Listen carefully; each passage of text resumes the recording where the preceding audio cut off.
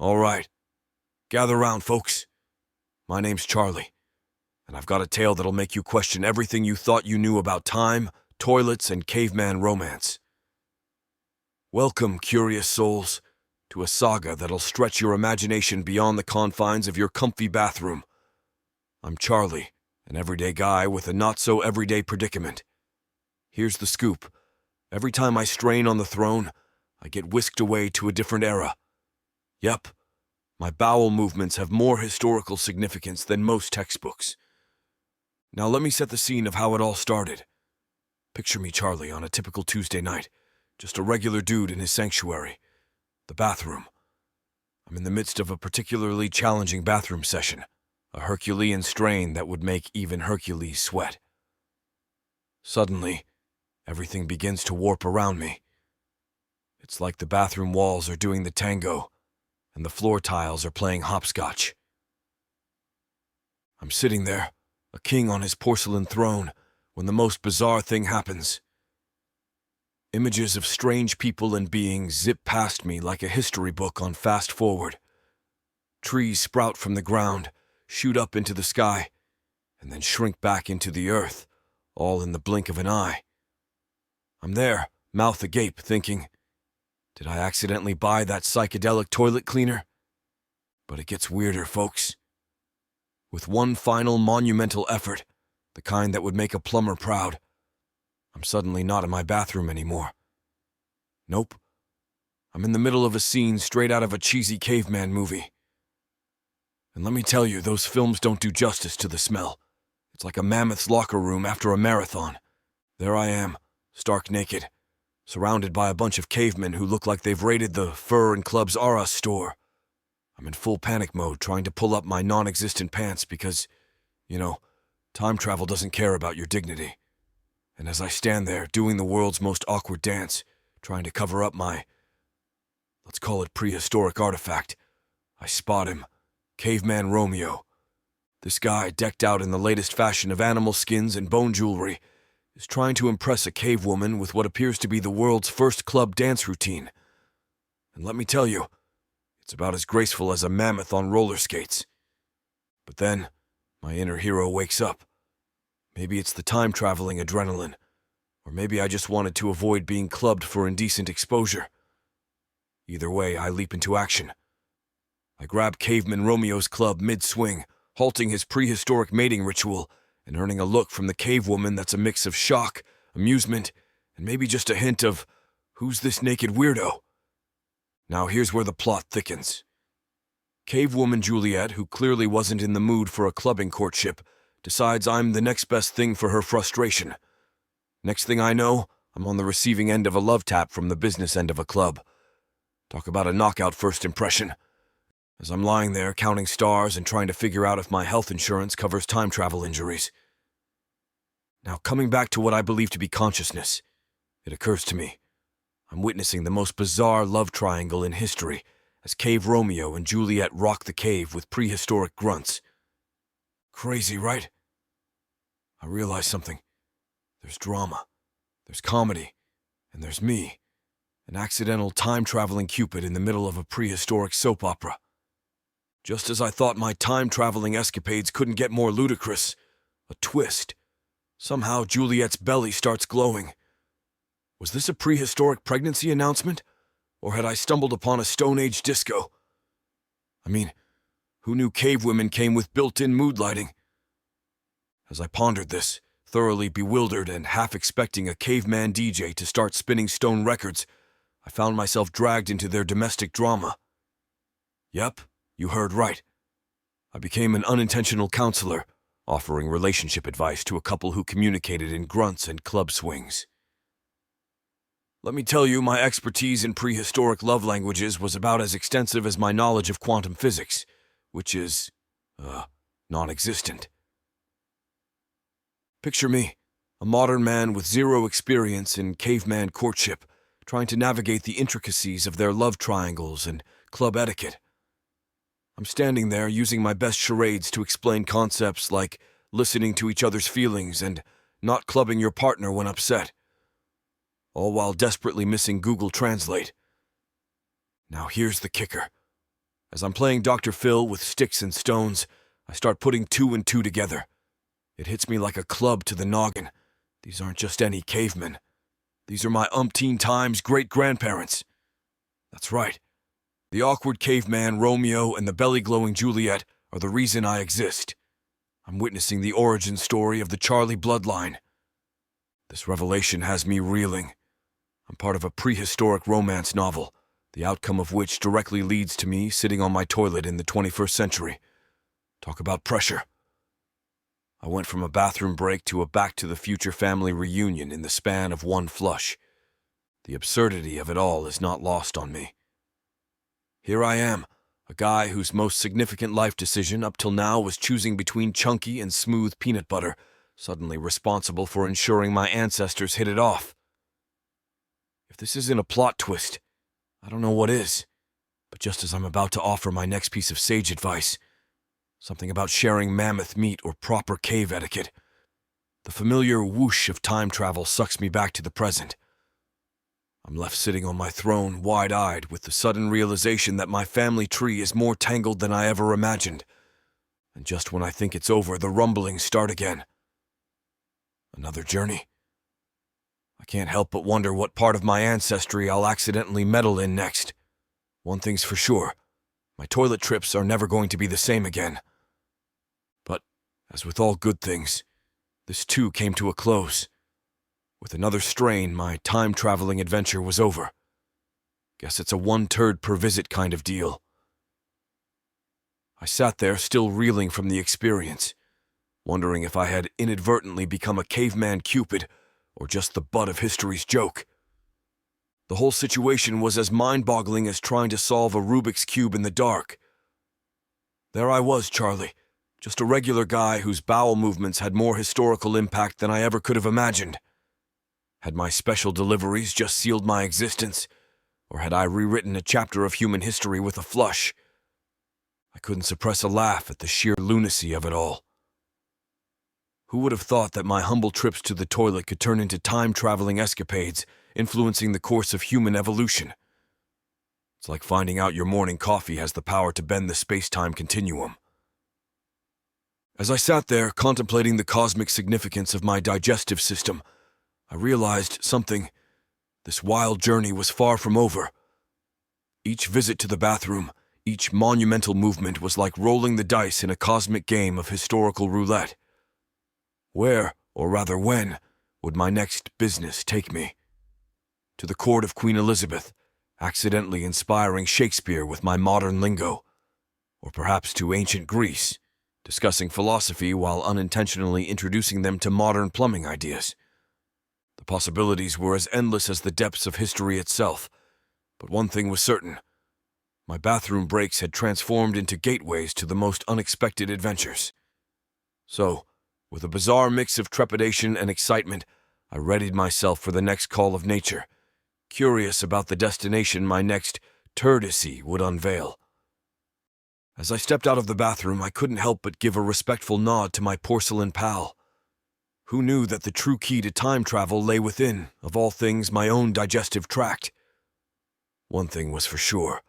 My life had taken a turn for the absurdly interesting, and I was both eager and a little apprehensive to see what the next movement had in store.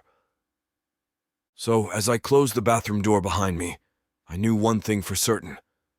This was just the beginning of my toilet time traveler's Turd-Yssey.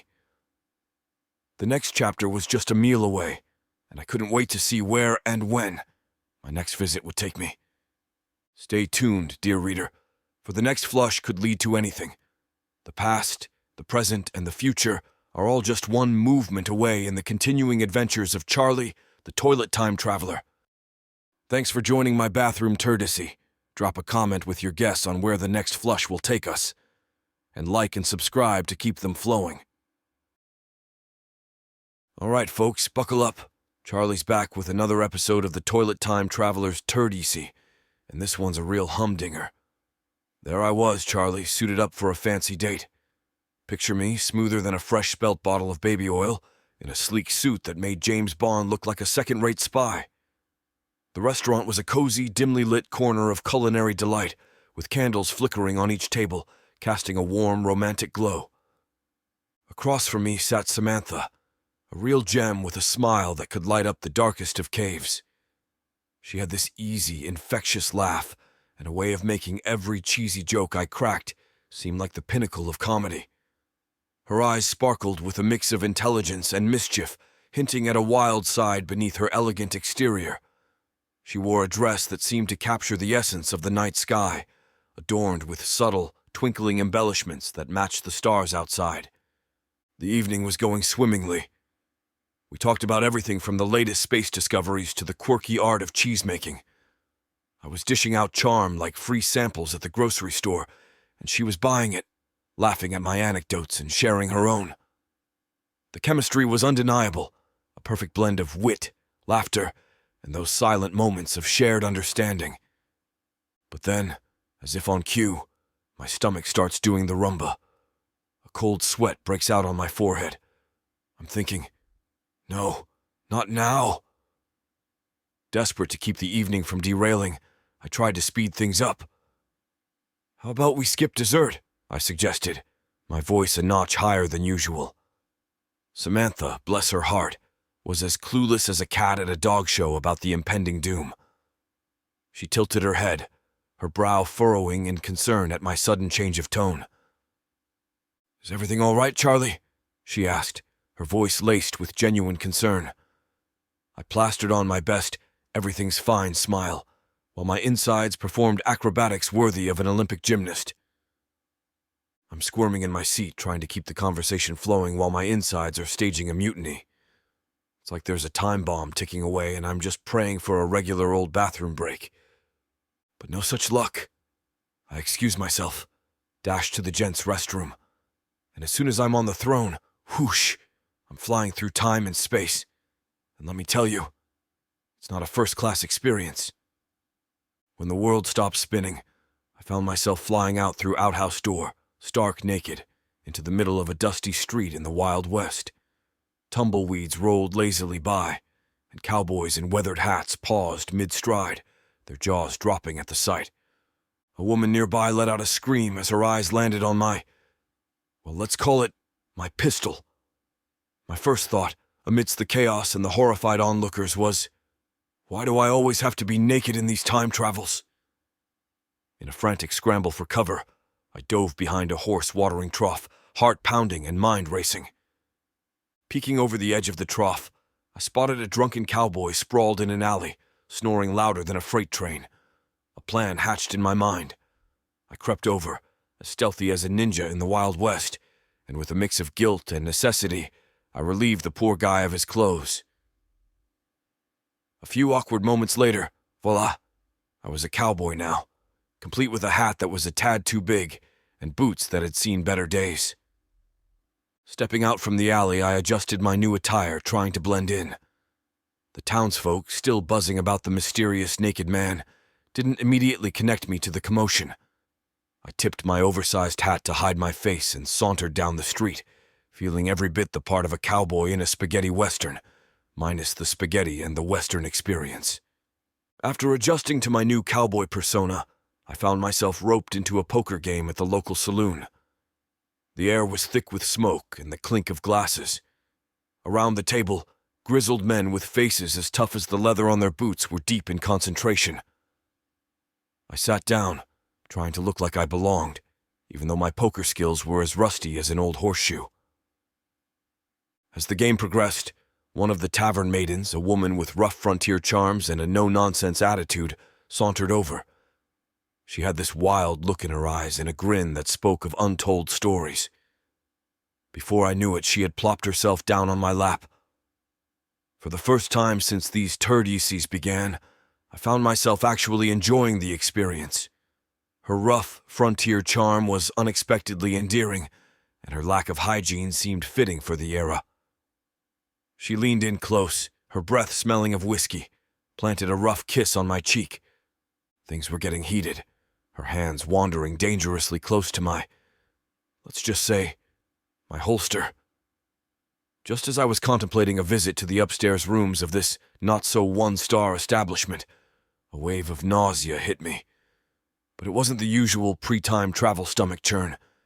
This was something different, something unsettling. Then she whispered in my ear with a hint of pride, "You know, you look a lot like my dad."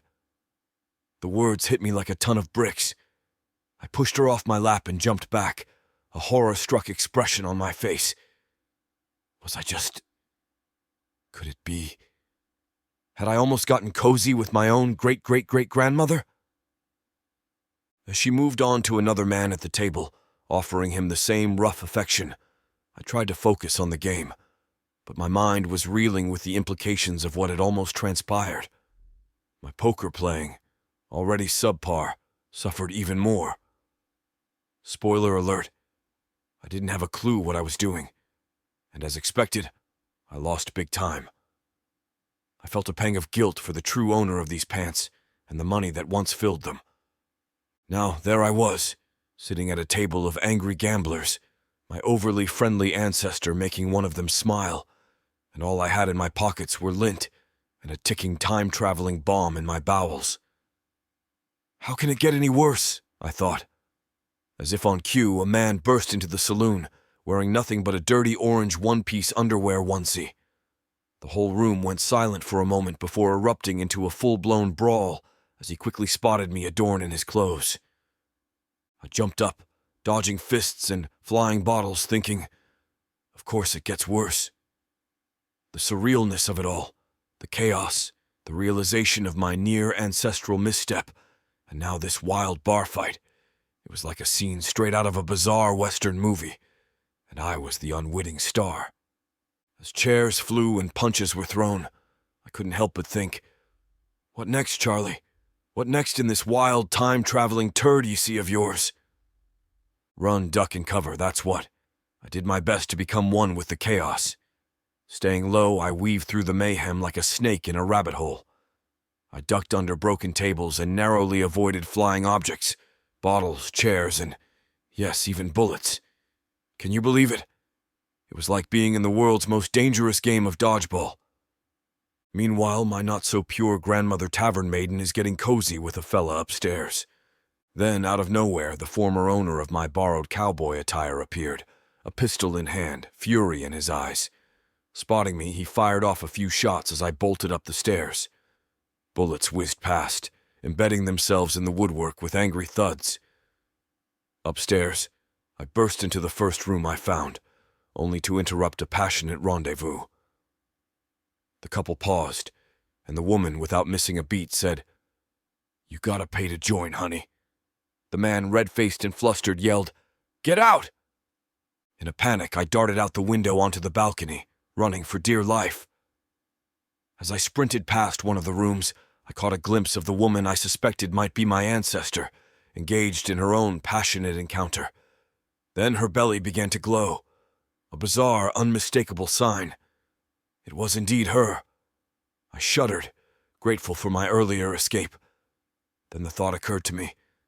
This might just be the conception of my great-great-grandpa Roy. Talk about being in the wrong place at the wrong time. But no time to ponder family trees now. A bullet nicked my arm, jolting me back to reality. I clambered down from the balcony, and as I'm hanging off the ledge, thinking, is this how Charlie checks out? In a time-traveling escapade gone wrong? I let go, hitting the street with a thud. My bowels began their familiar dance, signaling it was time to go. Literally. Rushing back to the smelly, disgusting outhouse I had arrived from, I burst in and positioned myself over the hole in the wooden seat. Outside, the irate cowboy was counting down. 3, 2... I pushed with all my might, but nothing happened. My time-traveling ticket seemed stuck. 1... The cowboy aimed his pistol at the outhouse door. I saw his eye through a knothole full of intent. He fired. The bullet burst through the wooden door in slow motion, splinters flying everywhere. Just then, as if triggered by the adrenaline surge, my bowels released their payload. In a whoosh of time-travel magic, I was whisked away from the Wild West, leaving behind a bullet, a bewildered cowboy, and a story that would become tavern legend.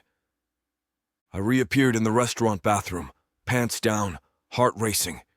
The quiet hum of modern plumbing was a stark contrast to the chaos I'd just left. Catching my breath, I realized that no matter how wild these Turd-Ysseys got, they always brought me back home. I cleaned up, adjusting to the sudden shift back to normalcy. As I stepped out of the bathroom, I expected to see the bustling restaurant and Samantha waiting, maybe annoyed or concerned at my long absence. Instead, I walked into a starkly different scene. The restaurant was dark, the candles long extinguished, chairs upturned on tables, and not a soul in sight. The quiet was unsettling, a stark contrast to the lively atmosphere I had left behind. How long was I gone? I wondered, my mind racing. The thought of Samantha sitting there, waiting, then leaving, filled me with a mix of guilt and embarrassment. What must she have thought? Did she believe I had stood her up, or worse, ditched her mid-date? I checked my phone. No service, of course. The one good thing about this old restaurant was that its doors only locked from the outside, keeping late-night stragglers from wandering in, but allowing forgetful customers like me to leave after hours. As I wandered through the empty restaurant, the reality of my situation began to sink in. My time-traveling escapades weren't just a personal inconvenience. They were starting to affect others, and not in good ways. I thought about Samantha, her bright smile, her infectious laugh, now probably replaced with disappointment or confusion. I sighed, feeling loneliness topped with absurdity. Here I was, dressed in a fancy suit, standing alone in a dark, empty restaurant, thanks to my time-traveling bowels. It was like a scene from a bizarre romantic comedy, only the romance was questionable, and the comedy was unintentional. There I was, stepping out of the restaurant into the cool night air, the absurdity of my situation not lost on me. Only you, Charlie, I thought to myself, could turn a romantic date into a time-traveling escapade involving a Wild West shootout and an ancestral near-miss. As I made my way to the parking lot, mulling over my bizarre life, a surprising sight stopped me in my tracks. There, lying on the hood of my car under the soft glow of the streetlight, was Samantha. She looked up at the stars, seemingly lost in thought, a small smile playing on her lips. Beside her, fluttering gently in the night breeze, was a parking ticket, the cherry on top of this surreal evening. For a moment I just stood there, taking in the scene. Samantha on my car, the parking ticket, the quiet night. It was like something out of a quirky indie movie where the hero finds himself in the most unexpected of predicaments. Gathering my courage, I walked over to her. "Samantha," I said, my voice lacked with surprise and relief. She sat up, looking at me with those sparkling eyes. "There you are," she said, her tone playful yet curious. "I figured you had to come back to your car sooner or later. You know, unless it was a transformer and decided to leave without you." I chuckled despite the surreal turn of events. "Sorry about that, I had a bit of an emergency." "An emergency that lasts until the restaurant closes?" she asked, raising an eyebrow. I hesitated, then decided to go with the truth. "You wouldn't believe me if I told you." "Try me," she said, a mischievous glint in her eye. "So," I told her, "about my time-traveling bowels, the Wild West, my almost ancestral encounter, the whole 9 yards. To my surprise, she didn't laugh, nor did she walk away in disbelief. Instead, she listened, her expression one of amusement and awe. When I finished, she hopped off the hood of my car and handed me the parking ticket. "Well, Charlie, I've got to hand it to you. That was either the most elaborate way to skip out on a date or the most incredible story I've ever heard." I smiled, unsure of what to say next. "So, how about a second date?" she said, her smile widening. "Maybe somewhere less time-travel-y?" I laughed, relief washing over me. "I'd like that. How about we just go for a walk next time? Preferably far away from any bathrooms." As we drove off, leaving the parking ticket and the restaurant behind, I couldn't help but think that maybe, just maybe, my wild Turd-Ysseys had brought something good into my life after all. And with Samantha by my side, who knew what kind of adventures awaited us, hopefully ones that stayed firmly in the present. This night had turned more bizarre than a platypus doing a tap dance. I couldn't help but wonder what my next toilet escapade would bring. Will it be a jaunt to the roaring 20s, a swing by the dinosaur age, or maybe just a calm evening at home? With my luck, it'll probably involve Vikings and a pet moose. So stay tuned, dear readers, for the next episode of Charlie's Turd-Ysseys. I promise it'll be a hoot, or at the very least, a holler. Who knows, maybe next time I'll bring back a souvenir, like a T-Rex tooth or a piece of the Berlin Wall. One thing's for sure, it's never a dull moment when you're traveling through time, one flush at a time. Remember, the past, present, and future are all just a bathroom breakaway. Until then, keep your toilets close and your time machines closer. Over and out, from your favorite accidental time-traveling hero, Charlie. And hey, if you see a parking ticket on your car after a date, just be glad it's not a summons from the 18th century. Catch you in the next flush-tastic adventure. Thanks for joining my bathroom Turd-Yssey. Drop a comment with your guess on where the next flush will take us. And like and subscribe to keep them flowing. You know, sometimes I think my bowels have a better social life than I do. They've partied in the Stone Age, had a showdown in the Wild West, and now, well, let's just say they're setting sail for uncharted waters. But let's back up a bit. So there I was Monday morning, feeling like $1,000,000 after an epic weekend with Samantha. Yep, she's still hanging in there with me. I strut through the office, coffee in one hand, a swagger in my step, ready to tackle whatever the world throws at me. Then comes the meeting. Oh, the dreaded meeting. Numbers, projections, the usual corporate jazz. But midway through, while our boss is droning on about the latest money-wasting venture, it hits me. My time-traveling bowels send their unmistakable signal. It's like Morse code from the intestines, a rumbling prophecy of impending adventure. I try to speed up the meeting, subtly hinting at my growing discomfort. But my boss, bless his soul, he's got the talking speed of a sloth on a lazy day. Finally, after what feels like centuries, he wraps up. I make a beeline for the bathroom, dodging colleagues and coffee tables with the grace of a gazelle. The stakes are high, the countdown's on, and I can almost hear the theme from Mission Impossible playing in my head.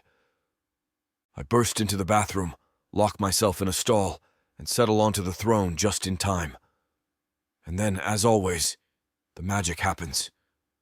The walls start to blur, the sounds of the office fade away, and I brace myself for wherever or whenever my adventurous bowels decide to take me this time.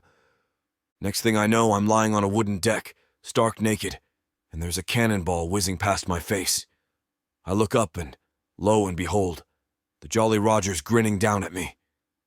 Yep, I've crash-landed in the middle of a pirate battle, so I'm scrambling around, trying to keep my dignity while dodging sword fights and flying splinters as the battle rages on between the two ships, like something straight out of a pirate movie. I'm talking two massive ships, cannons booming, pirates swinging from ropes, the whole shebang. And there I am, in the buff, trying to keep my dignity while dodging sword fights and flying splinters. You haven't lived until you've sprinted across a pirate ship's deck stark naked, let me tell you.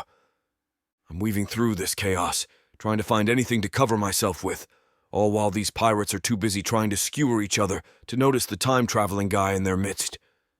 I duck as a cannonball whizzes overhead, thinking, this is not how I expected my Monday to go. The battle is reaching its crescendo, swords clashing, pirates yelling, and me dodging every near-death experience you can think of. Finally, things start to calm down. The two ships, having battered each other into exhaustion, begin to drift apart, the sounds of battle dying down. And there I am, hiding naked behind a barrel. My only defense against this madness. I'm trying to catch my breath, feeling the cool ocean breeze on my skin, which is quite refreshing but also a stark reminder of my, let's just say, my unsheathed sword. Well, at least good-sized knife. Okay, knife. I peek out from behind the barrel, hoping to spot a pair of pants or something, but no such luck. Just me, my knife, and the open sea. Talk about being caught between the devil and the deep blue sea, eh? I'm thinking, how am I going to get out of this one? With the battle over the pirates finally spot me, and boy, you should have seen their faces. "Who are you and why are you naked?" they bellow. Thinking quick, I tell them the last thing I remember was chatting up some lovely ladies at a quite questionable business. Then bam, I wake up here. They buy it. Apparently I'm just another Shanghaied sailor to them. They dress me in some dead guy's clothes. Not my style, but beggars can't be choosers. Then they throw me in the brig with the other recruits. And there I am, stuck on a pirate ship with no loo in sight, wondering how on earth I'm going to get back home. Life on the ship is nuts. I'm swabbing decks, learning pirate lingo somehow. I become the ship's lucky charm. A regular pirate Charlie, they call me.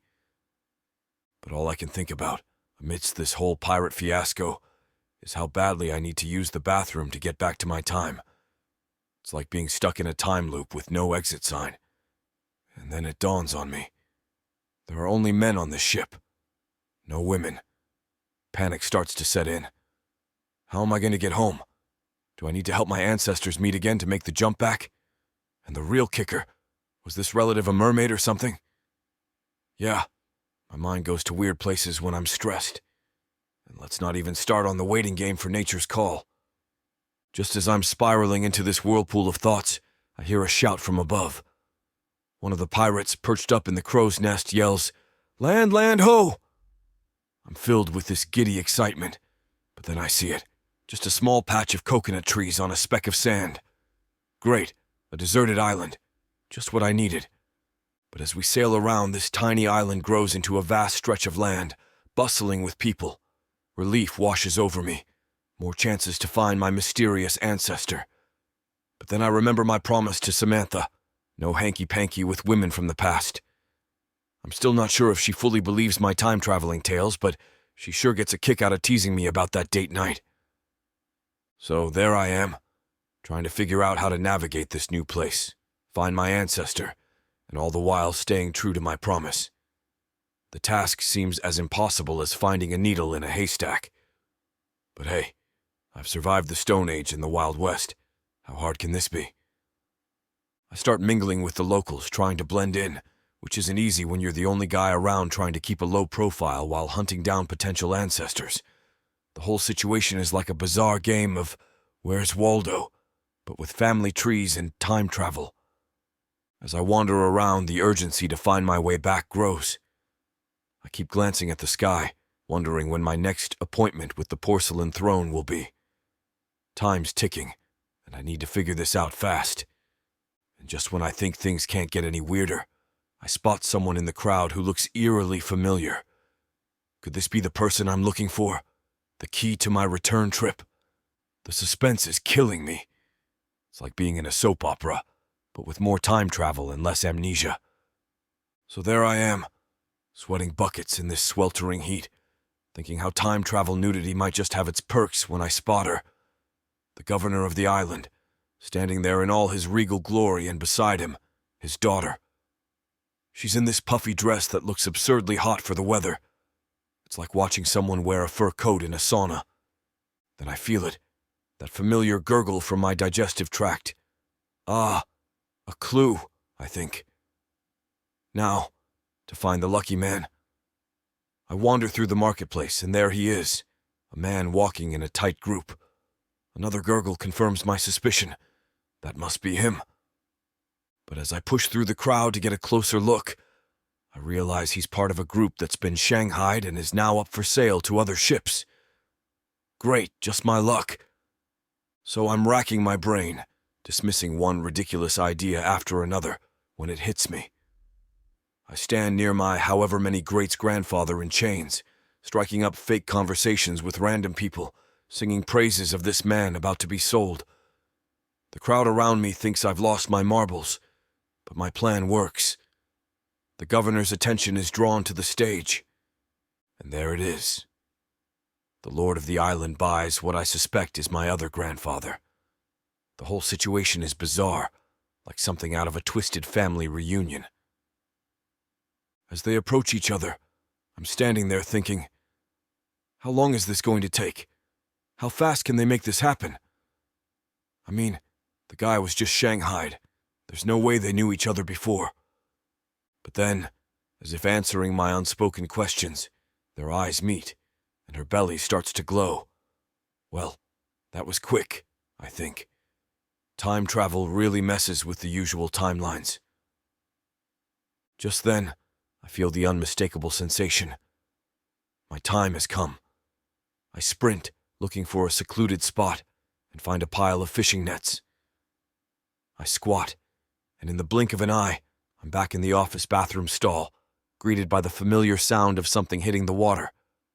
There I am, sitting on the throne, taking a moment to catch my breath, relieved in more ways than one. I do my business, you know, the usual post-adventure routine, wipe joyfully, pull up my pants, and stroll over to the sink like I've just returned from a regular bathroom break, not a week-long pirate escapade. I'm washing my hands, lost in thought. How long was I actually gone? I mean, on that ship, I was at least there for a week. Time travel's funny like that, you never really know. And just as I'm reaching for the paper towel, bam! A firefighter's axe comes crashing through the bathroom door. Splinters fly everywhere, and I'm standing there, hands dripping wet, mouth agape. They remove the door, and I'm just casually drying my hands, watching this unfold. Looks like my little timeout was longer than I thought. Long enough for the entire office to think I'd fallen into some kind of bathroom black hole. As they peer inside, expecting some sort of catastrophe, they find me just standing there, drying my hands like it's the most normal thing in the world. The look on their faces? Priceless. "Everything all right in there, sir?" One of them asks, eyeing me suspiciously. Shiver me timbers, you did. You know, with the door thing there." With their look of confusion, I continued, "Oh, you know, just the usual Monday." I then replied with a grin. "A bit of piracy, a touch of time travel, and a whole lot of confusion." The firefighters exchange bewildered looks. I just shrug and say, "You wouldn't believe me if I told you." As I walk out of the demolished bathroom back into the world of spreadsheets and coffee breaks, I can't help but chuckle. My life might be stranger than fiction, but, boy, does it make for a good story.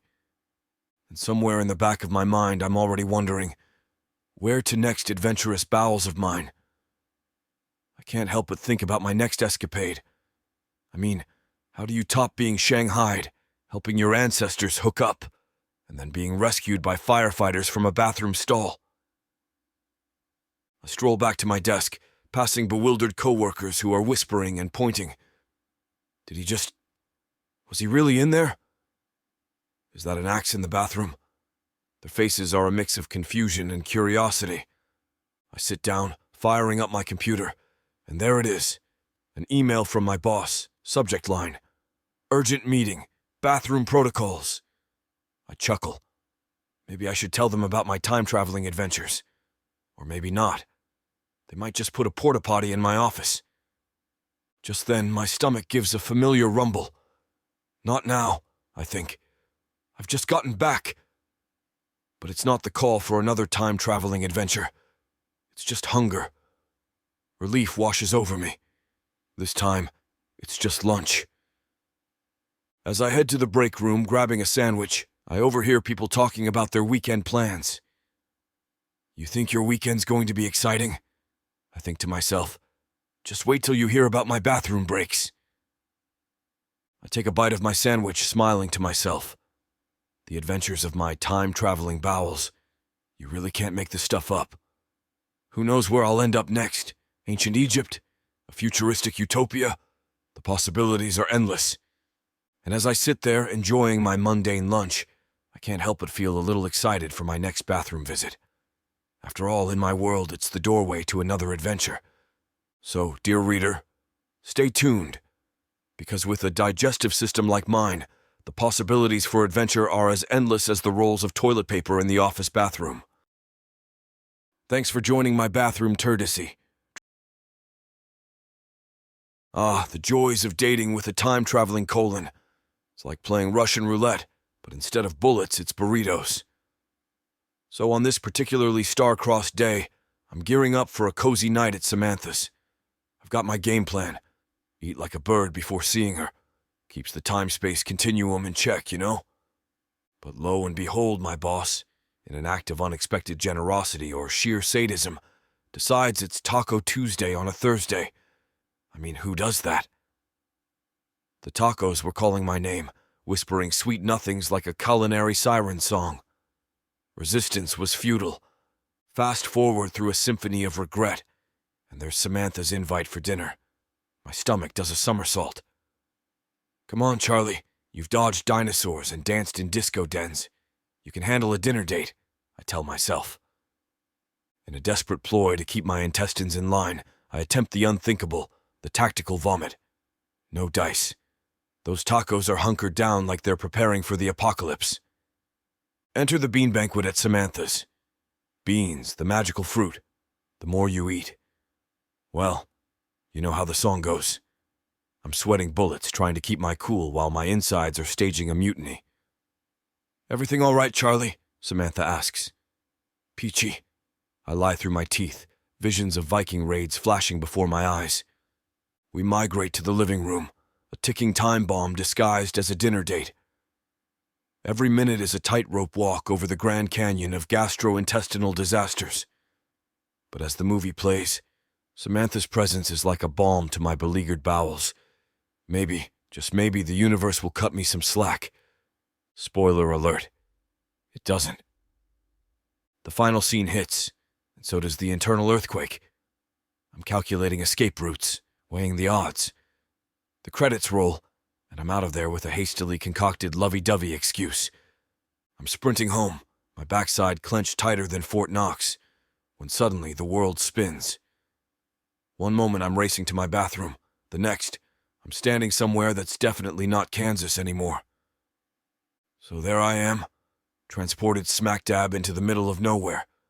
And as luck would have it, I'm in my birthday suit again. You'd think time travel could at least let me keep my pants on, but nope. I'm doing the full Monty in what looks like a historical reenactment gone wrong. I'm ducking and diving, doing my best not to become the town's newest spectacle, when I spot clothes drying on a line. Quaker garb, it looks like. Well, at least I won't stick out like a sore thumb, I think, remembering my naked cowboy stint in the Wild West. Clad in my new Puritan chic, I notice a crowd by the water. Curious, I wander over, only to realize I've landed in the middle of the Salem witch trials. Fantastic. There's this young woman perched precariously in a chair over the water, and my gut does that familiar lurch. Of course, I think. She's my ancestor. Why wouldn't she be? I start rambling to the crowd about the flawed logic of their test. If she drowns, she's innocent, and if she survives, she's a witch? That's like saying if you eat tacos and don't time travel, you're normal. Wait, forget that last part. As I'm debating with the crowd, I notice this woman on the bridge giving me the eye. She's not bad looking, which only adds to my confusion. I wander over and she greets me by name. Hello, Charlie. Talk about a plot twist. Before I can ask how she knows me, she's wrapping her arms around my neck and planting one right on my lips. In my head, I'm thinking about Samantha's rule. No funny business in the past. Is it cheating if it's several centuries early? I ponder, still tasting her kiss. How do you know my name? And who are you? I ask, still reeling. She looks at me, feigning surprise. Oh, I guess we haven't met yet. Then, without missing a beat, she turns to the crowd, points at my ancestor, and starts shouting, Witch! Witch! The crowd joins in, and she walks away with a smile and a wink, leaving me standing there, dazed and confused. How does she know me? Haven't met yet? But didn't we just... My mind's a whirlwind of questions. There I am in the midst of Salem's madness, watching the crowd start to gather wood. A sense of dread washes over me. I know from my not-so-stellar history lessons that this isn't going to end well for my relative. The whole burning at the stake thing doesn't exactly scream family reunion. I'm itching to chase after the mysterious woman who knows my name, but there's a bigger fish to fry, or in this case, prevent from being fried. Duty calls. I've got to save my ancestor, or who knows, I might just poof out of existence. So, I start weaving through the crowd, which is now buzzing with the kind of excitement you'd expect at a sporting event, not a witch burning. These people are frantic, like Black Friday shoppers, but instead of discounted TVs, it's firewood they're after. I'm dodging left and right, trying not to get trampled by Puritans on a mission. It's like running an obstacle course designed by a history teacher with a twisted sense of humor. I need a plan, and fast. But what can I do? I'm just a guy in Quaker clothes with an unpredictable digestive system. Then it hits me. I'll do what I do best. Talk. I push my way to the front, near the stake where they're tying up my relative. "Wait!" I yell, putting on my best concerned citizen face. "Are we really sure she's a witch? I mean, what if she's just misunderstood?" You could hear a pin drop. Then the murmuring starts. I'm throwing out every argument I can think of. What if she's just really good at gardening? Or maybe she's just got resting witch face. We've all been there, right? So there I am in the heart of a Puritan frenzy, thinking on my feet, or in my case, thinking on my soon-to-be time-traveling feet. I spot the head honcho, the big cheese of the witch trial. He's got a hat so tall it's like he's compensating for something. I elbow my way through the crowd, ready to spin a yarn that could save my ancestor. "Excuse me, sir," I say with all the humility I can muster. "But burning? Really? That's so 1680s. How about we give her a fair trial instead? You know, hear her side of the story?" The guy strokes his beard, which is practically a historical landmark in itself, and nods. "Very well," he says. "We shall put her on the stand." Fast forward to the most absurd courtroom scene you've ever imagined. It's like Judge Judy meets the Crucible. My ancestor's up there looking like she's about to faint. In the pews, I spot the guy she's supposed to, let's say, branch our family tree with. A fellow with a face so sour he could curdle milk. I start weaving this tale, making it up as I go along. Ladies and gentlemen, can we really trust the word of a man who looks like he's been sucking on lemons? Maybe he's the witch. Ever thought of that? The crowd murmurs.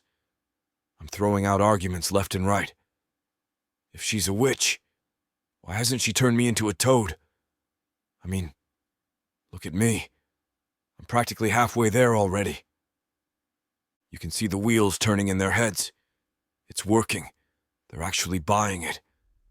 I'm about to pat myself on the back when I feel that all-too-familiar rumble down below. "Hold on, stomach. We're making history here," I silently plead. As I'm arguing, I notice the crowd's demeanor change. They're starting to see reason, or maybe they're just confused by my 21st century references. Finally, the head honcho raises his hand. "We shall release these women," he declares, "for it seems we may have been mistaken." There's a collective gasp. My ancestor is untied, looking as bewildered as a penguin at a beach party. The other accused witches are released too. I've done it.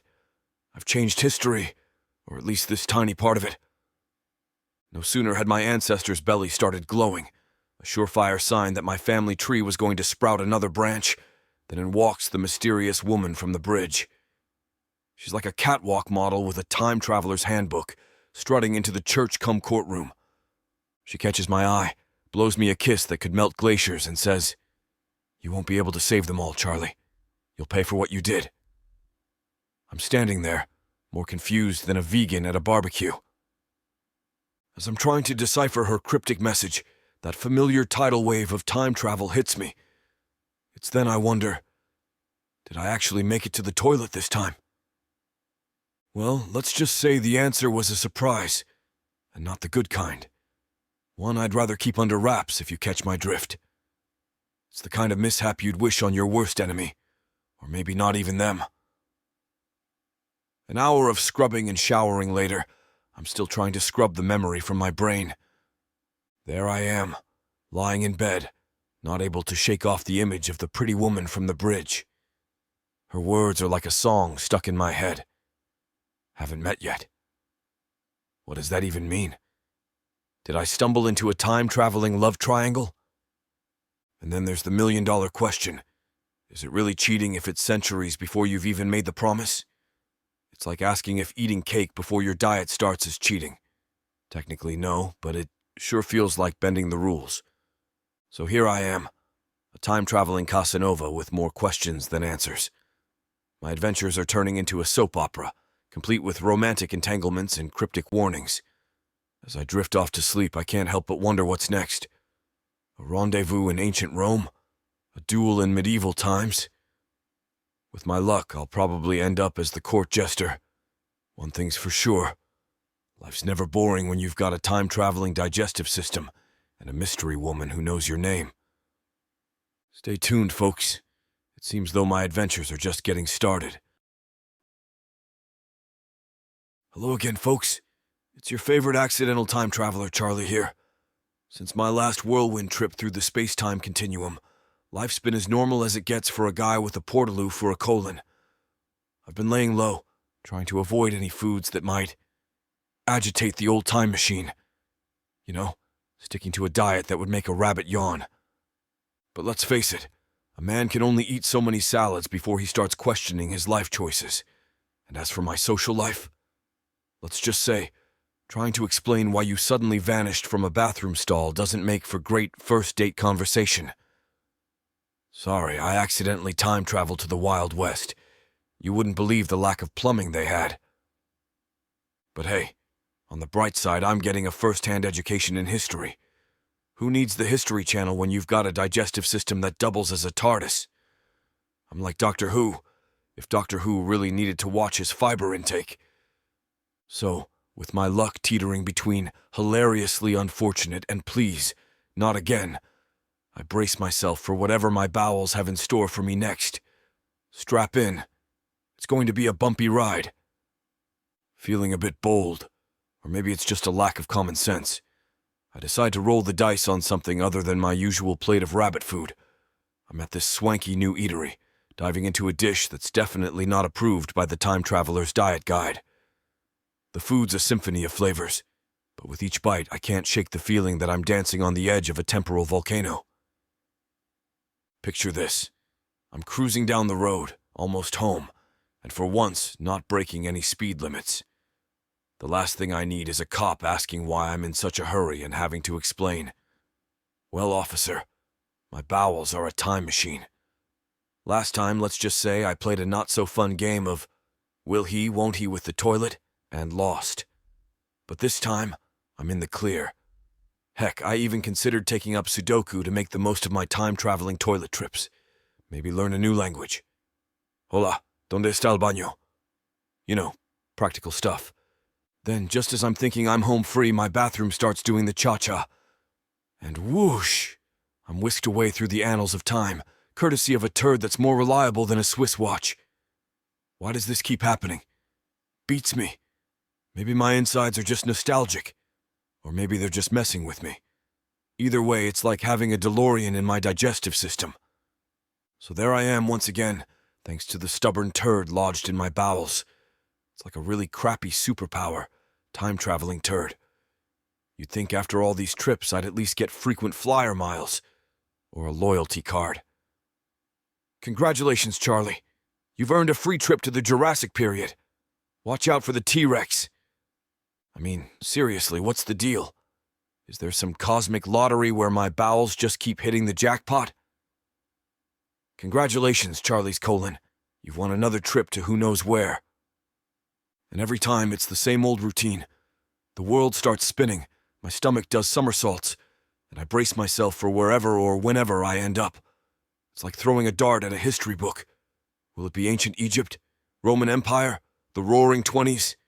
The suspense is killing me. Well, not literally, but you get the idea. Suddenly it's pitch black. I'm feeling this immense weight, and my first thought is, great, I've time traveled to the future, and I'm floating in space. But then reality hits. You don't feel weight in space, genius. I take a deep breath and, oh, the horror. Cold steel is hugging my family jewels a little too closely. It's then I see a slit of light and realize I'm inside a suit of armor. Just my luck, right? Trapped in medieval tin can with my privates in a vise. I try to shift my leg, and yowza, that's when the real pain hits. I let out a scream that could wake the dead, sending the night in front of me running for the hills. Probably thought I was a haunted suit of armor or something. So there I am, half naked, trapped in a suit of armor, trying to figure out how to escape without emasculating myself. I would have preferred to be the court jester, I think, wincing as I try to maneuver my way out of this medieval chastity belt. So here I am, time-traveled straight into what looks like the medieval era, and as my luck would have it, I find myself squeezed into a suit of armor. Naked. Let me tell you, these things were not designed for commando operations. Every step is a symphony of pinches and pokes in places that, frankly, I'd rather not discuss. I'm waddling around like a tin can with attitude, thinking I'd rather be strutting down Main Street in my birthday suit than trapped in this medieval torture device. I mean, at least in the city, I'd have the option to duck into a Starbucks for cover. Just as I'm contemplating my life choices, I hear someone yelling, "Hey, you there! What are you doing in my armor?" I turn around, or at least I try to. It's more of a clunky pivot. The grace of a ballerina, I have not. Before I can say, "Halt, who goes there?" I topple over.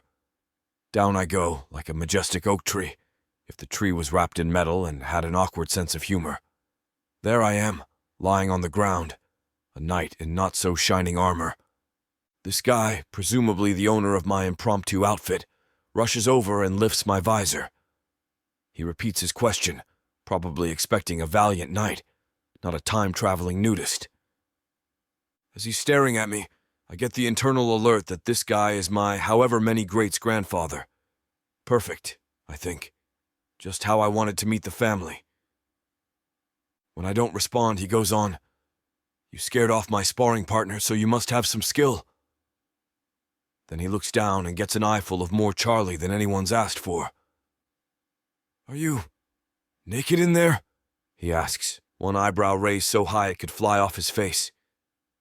There I am, a naked time traveler in a suit of armor, flat on my back, meeting my ancestor. This isn't just a page in the history books. It's a blooper reel. "Well," I start, trying to muster some dignity. This isn't exactly how I planned my day. Lying there, flat as a medieval pancake in a suit of armor, I look up at my ancestor and nod. "Yes," I say, because really, what else is there to say? "Sorry, I'm just your future descendant dropping in via my digestive time machine?" "I don't think so." "I'd really appreciate some help getting out of this," I managed to say, trying not to sound too desperate.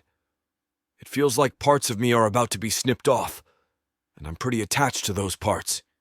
He calls over his squires, a couple of lads who look like they've just stepped out of a Renaissance fair. They start disassembling the armor, and I've never been more grateful. Piece by piece, the metal comes off, and there I am in all my glory, standing before a group of medieval bystanders. Public nudity is becoming a distressingly common theme in my time travels. "Where am I exactly?" I ask, trying to maintain whatever dignity one can muster while stark naked. The guy, who's been eyeing me like I'm a museum exhibit, responds, "I am Lord Geoffrey of Montclair, in the year of our Lord 1433. He's looking at me as if expecting me to start juggling or recite poetry. I can't tell which.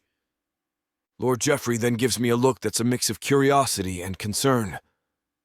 "Are you, well, in the head?" he asks, probably wondering if I'm some sort of lost jester. "Never better," I reply with a grin, deciding that if you can't beat history, you might as well join it. Just your average Joe, enjoying a casual stroll through the centuries.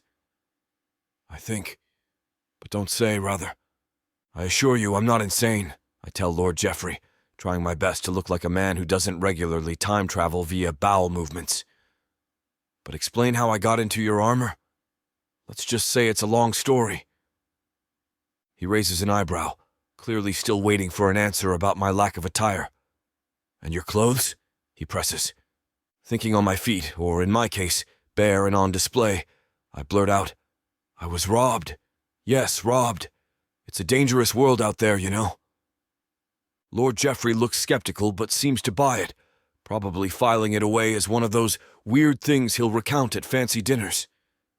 He orders his squires to give the armor a thorough scrubbing, and make sure to clean the inside really well, he adds with a shudder. Then, turning back to me, he commands, "Bring this man some clothes." I'm standing there feeling like the main attraction at a medieval fashion show, just waiting for something, anything, to cover up with. Even though I'm standing in the 13th century, my mind drifts back to the beautiful woman from Salem. Despite her apparent role in nearly getting my ancestor toasted like a marshmallow, I can't shake the memory of that kiss. I scan the crowd, half expecting, half hoping to see her face. But no luck. It seems my mysterious lady isn't into time traveling as much as my bowels are. As I finally get clothed in something that screams medieval chic, which is a nice change from naked time traveler, I can't help but think about her words. "You won't be able to save them all." What did she mean? And more importantly, how did she know my name? Lord Geoffrey, seemingly unfazed by my sudden appearance in his life, invites me back to his abode. As it turns out, his place is a castle that looks like it's straight out of a fairy tale, if the fairy tale involved awkward time travelers. I find myself on a horse for the first time, riding bareback. Let me tell you, it's an experience. Every bump is a reminder that I'm not cut out for medieval transport. It's like sitting on a jackhammer. A very hairy, living jackhammer. We finally arrive at Lord Geoffrey's castle, and I'm introduced to Lady Eleanor of Woodbridge, his girlfriend. She's the kind of woman who looks like she stepped out of a medieval painting, poised, elegant, but unfortunately not causing my stomach to do its time travel tango. Puzzled by the lack of intestinal alerts, I spend the next few days indulging in medieval activities with Geoffrey. Jousting? Check. Feasting on what can only be described as mystery meat? Double check. As days pass with no sign of my time travel triggering ancestors, I start to worry. Maybe I'm stuck here, destined to become a footnote in a history book. Charlie, the mysterious man of the future who never pooped. Then, one day, through the castle gates comes a couple herding goats and hauling chickens. My stomach does its familiar rumble as I lay eyes on an older, haggard-looking woman on a wagon. Great, I think. Medieval matchmaking it is. But the thought of Lord Geoffrey, Mr. Chivalry himself, in a love triangle with this couple is more than my brain can handle. It's like trying to imagine your grandparents in a rap battle. Some things just aren't meant to be thought of. As the group passes, I catch sight of a young, beautiful girl in the back of the wagon, almost hidden behind cages and hay. Aha! The pieces start falling into place. My bowels aren't just alerting me to Geoffrey and the haggard woman. They're signaling all relatives involved. So now the question is, how do I get a lord to ditch his noble lady for a peasant girl? It's like trying to convince a cat to swim. But hey, I've faced down time-traveling turds. How hard can medieval matchmaking be? As I ponder this new challenge, I can't help but think, only in the life of Charlie. From toilet stalls to time-traveling matchmaker, it's all in a day's work for me. So there I am, Charlie the time traveler turned Cupid, trying to plot a romance between Lord Geoffrey and a peasant girl. It's like trying to mix oil and water, only the oil is a noble lord and the water is, well, a girl who probably doesn't even own a mirror. First things first, I need to get them in the same room. Or better yet, the same castle courtyard. I convince Lord Geoffrey to throw a grand feast. A feast for the common folk, I say. Boost morale. Show you're a man of the people. It's good PR, Jeff. Surprisingly, he buys it. A splendid idea, Charlie, he exclaims. Who knew medieval lords were such pushovers for public relations? The day of the feast arrives, and it's like a scene from ye old cookbook. Roasted meats, jugs of ale, and enough bread to build a small fort. The courtyard is buzzing with people, and in walks our peasant girl, looking like she just stepped out of a medieval shampoo commercial, if they had those back then. I've positioned Lord Geoffrey strategically by the well, a prime spot for accidental encounters, and as fate, and a bit of Charlie meddling, would have it, our peasant girl needs water. Their eyes meet, and there's that unmistakable spark. It's like watching two magnets get pulled together. I swoop in, playing the role of the enthusiastic friend. "Lord Geoffrey, have you met... what's your name, miss?" She's starstruck, or maybe just confused by my 21st century haircut. "Isabella," she says, her voice as sweet as the mead being passed around. I make the introductions, throwing in comments about Geoffrey's love for the common people and Isabella's unparalleled goat-herding skills. You know, typical medieval icebreakers. As they start chatting, I'm patting myself on the back for my matchmaking skills when Lady Eleanor enters the scene. I think. Didn't factor in the current girlfriend. But to my surprise, she's more interested in the roasted pig than the budding romance. Phew. Crisis averted. As I watch Lord Geoffrey and Isabella appear to hit it off, I can't help but feel like I've just pulled off the medieval version of The Bachelor. It's not every day you get to play matchmaker across centuries. Now the only question is, when will my time-traveling gut decide it's time to leave this love story behind? Only time and my unpredictable bowels will tell. Just as I'm watching Lord Geoffrey and Isabella not quite hitting it off, seriously, not even a spark, let alone a glowing belly, it dawns on me. This isn't working. My matchmaking skills are about as effective as a chocolate teapot. What more can I do? I wonder, feeling more out of place than a polar bear in the Sahara. Lost in thought, I head over to grab some ale to clear my head. That's when I see her, the mysterious woman from Salem's Bridge. How does she get around time like this? Does she have her own turbocharged bowels? I rush over, a mix of excitement and nerves. But as I get close, she snaps, You're not going to mess this up again. I've worked too hard. She will always be a peasant." Her words hit me like a slap in the face with a wet fish. Before I can even process her words, my stomach churns with the force of 1,000 storms. It's not just a rumble. It's an earthquake. In a flash, I'm catapulted through time, landing with a thud on my toilet back home. The impact is so sudden that my bowels react like a tube of toothpaste under a steamroller. Sitting there on what's left of my toilet seat, I'm trying to piece together what just happened. Was she controlling my trips? Is she some sort of time-traveling puppet master? My head's spinning faster than a cat chasing its tail. I wash my hands, splashing water on my face, trying to wake up from this bizarre dream. But as I look in the mirror, something's off. My face. It looks like mine, but not quite. Like someone used the change-a-bit tool on me. What in the name of Doctor Who is going on? Is this what she meant by, "You can't save them all"? Have my time-traveling antics finally caught up with me? Am I now a walking, talking paradox? How do I fix this? I ask my slightly altered reflection. The mystery woman's words echo in my head. I have to get back there. But how? The uncertainty is gnawing at me like a hungry hamster.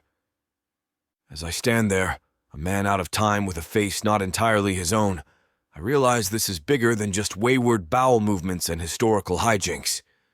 Something's changed, and I need to find out what. Well, folks, just when you thought it was safe to go back in the bathroom, life throws you a curveball, or in my case, a faceball. Here I am staring at a mirror that's decided to play a game of spot the difference with my face. I guess this is what happens when you meddle with time travel. One minute you're trying to play medieval matchmaker, and the next, you're wondering if you've accidentally become your own ancestor. It's like a bad episode of a sci-fi show, only with more toilets and less CGI. So, what's next for our slightly altered hero? Will I find my way back to Lord Geoffrey's time to untangle this mess? Will my face ever return to its original settings?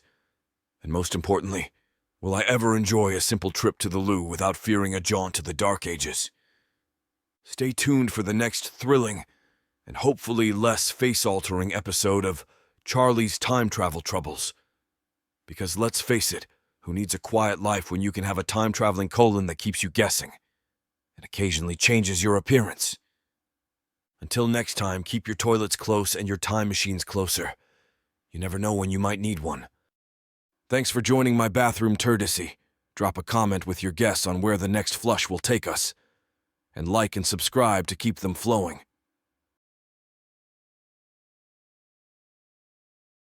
Hey there, it's Charlie again with another chapter of my loo-based time travels. So I'm looking in the mirror, right? And I'm thinking, who's this guy? 'Cause let me tell you, my face, not the one I remember. And that's just the start of the weirdness. I thought about seeing a doc, but imagine that conversation. Doc, my time-traveling bowels have changed my face. Yeah, right. So I noticed other odd things about my body, but that's another story. Desperate times, desperate measures, right? I decide to redo everything from that day. I mean everything. The same restaurant, the same dishes. Talk about déjà vu. I'm hoping it's like hitting a cosmic rewind button. So there I am, replaying my day, bite for bite, drive for drive, trying to trigger my time travel toilet trip. I'm like a broken record, only with more salads and existential dread. Will it work? Who knows? But hey, when your colon's your time machine, you gotta roll with the punches. So there I am, scarfing down the same meal, even wearing the same socks. Because who knows, right? As I'm driving home, feeling like a time travel reenactor, I'm hit by a thought. What if it's not just the food? What if my time machine's triggered by something absurd, like the way I tie my shoelaces? Picture this. I'm in my living room, practicing different shoelace knots, looking like a grown man who's just discovered YouTube tutorials. It's a wild guess, but hey, when you've time traveled in a public restroom, nothing's off the table. And then it hit me. Maybe it's the combo, the food, the drive, the shoelaces, all of it. I start reenacting everything with a bit more flair. I'm talking full-on gourmet chef in the kitchen, Formula One driver on the road, and a Boy Scout with those knots. I even mimic the exact way I sat on the throne. Posture is key, folks. But guess what? Nothing. Nada. Zip. I'm just a guy who's eaten too much, tied his shoes weirdly, and is now slightly regretting life choices. Maybe my time-traveling days are over? Or maybe, just maybe, it's waiting to surprise me when I least expect it. Days tick by and I'm just regular Charlie again. No unexpected historical field trips. I start to think, maybe my time-traveling days are over? Failed mission and all. I mean, the last thing I need is a frequent flyer card for the past, right? But then, the mystery woman. She knew me in Salem, was mad at me in 1433, and talked about not messing this up again. Hold on. If we met before that, maybe she's not a fellow time traveler, but wait for it. Immortal. I mean, who else holds grudges across centuries? So now I'm picturing her, this ageless, time-defying lady, probably sipping elixirs and reading history books to pick her next fight with me. Maybe she's like a time-traveling librarian with a vendetta. Charlie, overdue book from 1536. I'm half expecting to bump into her at the supermarket, in the eternal youth aisle, glaring at me over her avocados. Oh hey, it's you. Still mad about 1318? I'd quip. Who knows, maybe she's the key to all this. A living, breathing, time-jumping puzzle piece. Or maybe she's just really into historical reenactments and I'm overthinking it. Either way, I've got to keep my eyes peeled, and maybe brush up on my history. You know, just in case. A few weeks into my new, non-time traveling life, and I'm almost cozy with the stranger in the mirror. Samantha and I are embracing this adventure-free lifestyle. No more unplanned detours to the past. We're out there trying everything from vegan diets to salsa dancing. Who knew I had such moves, right? Then, during a night out, I'm hit with the ultimate challenge, a ghost pepper eating contest. Picture this. Me, sweat pouring, face as red as a tomato, triumphantly munching down those fiery demons. I win, mouth feeling like it's hosting its own bonfire. Then, in the midst of our celebration, that familiar gut-wrenching sensation hits. It's like my insides are sending an SOS. I look at Samantha, eyes wide, and whisper dramatically, "It's happening again." I give her the quickest, spiciest kiss of her life and sprint to the restroom like it's the final lap of the Indy 500. She's left there, half laughing, half wondering if I've finally lost it. Little does she know, it's just another call of duty for Charlie, the time-traveling gastronome.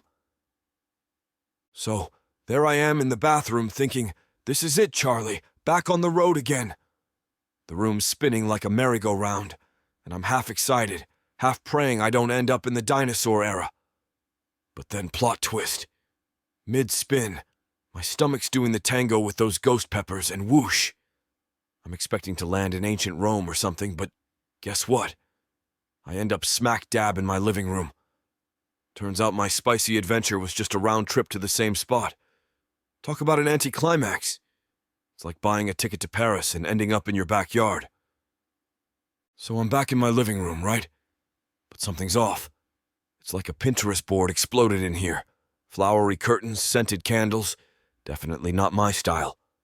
I'm thinking, did I fast forward to a future where I have terrible taste?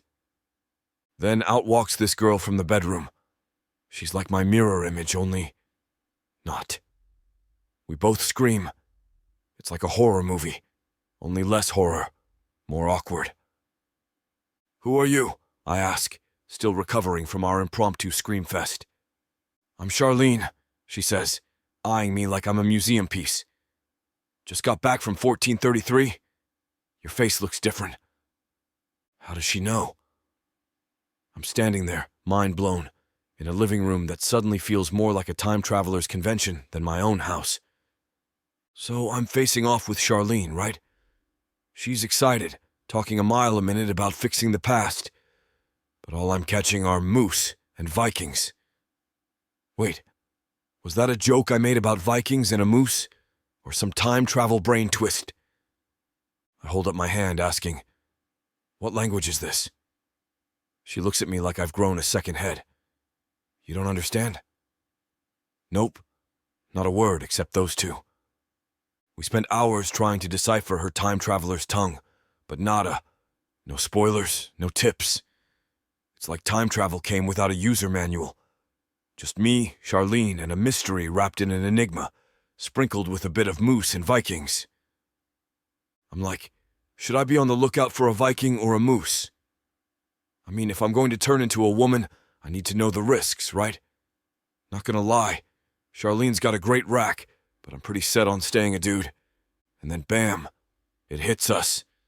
The way back to my original self, I've got to set Charlene up with her significant other. We both start screaming again, 'cause let's face it, playing Cupid for your female self is not how you expect your Tuesday to go. So, I get Charlene to call this Sam guy for a date, right? It's like watching a sitcom, but you're the main character's awkward twin. They meet up, and it's all shy smiles and weird silences. Charlene's dodging kisses like they're flying pies at a carnival. Sam's trying to be charming, but he's got the romantic appeal of a confused penguin at this point. It's a masterclass in how not to date. Imagine two people doing a dance, but one's doing the tango and the other's breakdancing. That's Charlene and Sam's date. Charlene's there trying to be all lovey-dovey with Sam, but it's like watching a penguin trying to fly. Each time she ducks a smooch, I'm thinking we need a referee to keep score. "Missed another one, Charlene." I'm nursing my drink at the bar, part-time coach, full-time commentator on this love match gone wrong. Watching her, I'm thinking, is that how I look on dates? It's like a masterclass in how not to woo someone, courtesy of my own time-traveling doppelganger. So there's Charlene trying to get cozy with Sam and failing spectacularly. Meanwhile, I'm at the bar, giving her pep talks. You gotta show some love, Charlene. Maybe pucker up a bit. It's like teaching a kangaroo to salsa dance. Every time she dodges a kiss, I'm half expecting a buzzer sound, like in those game shows. Wrong move, Charlene. Try again. I'm sipping my drink, watching this comedy unfold, thinking, do I really make those faces on dates? It's a crash course in romance, time travel style.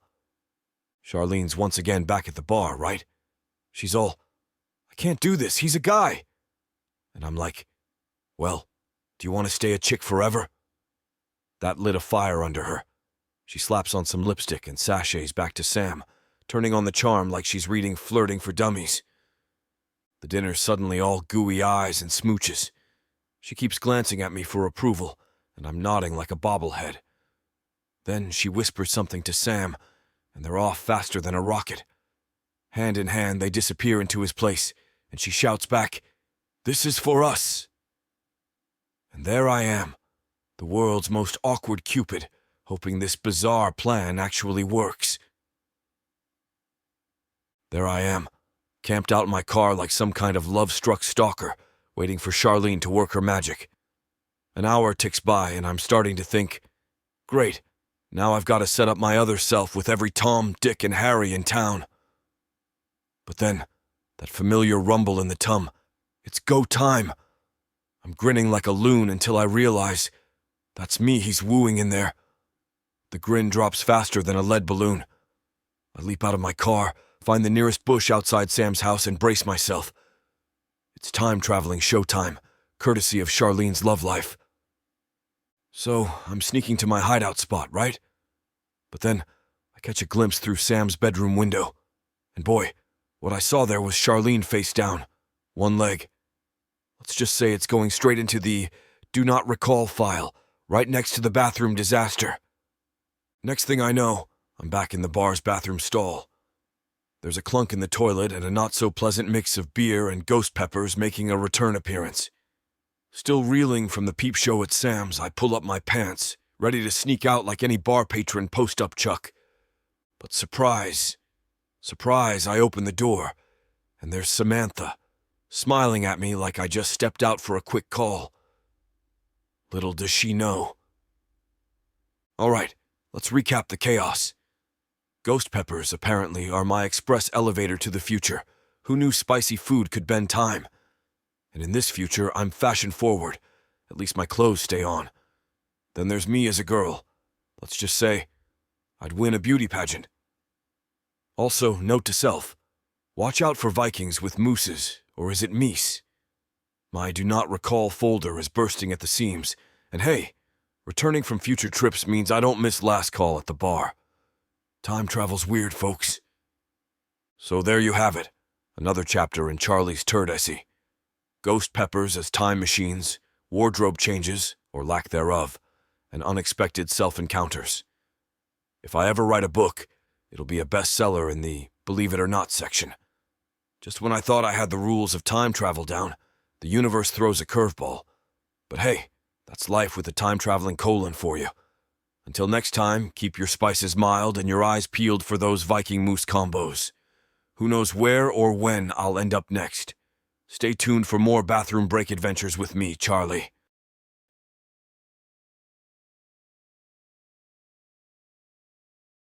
Back at it again, it's me, Charlie, your not-so-typical time traveler. There I am, lugging groceries, thinking about my expanding do not recall folder. And what do I see? My ultimate weakness, that food truck, the siren of the streets. I tell myself, Charlie, remember the ghost pepper debacle? But my stomach's already making executive decisions. I'm back home, diving into some deliciously questionable takeout.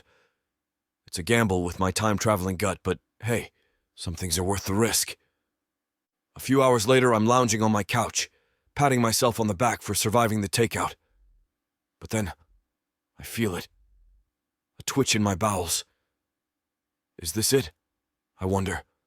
With the weariness of a soldier heading into battle, I rush to the bathroom, bracing myself for a potential addition to my do not recall folder.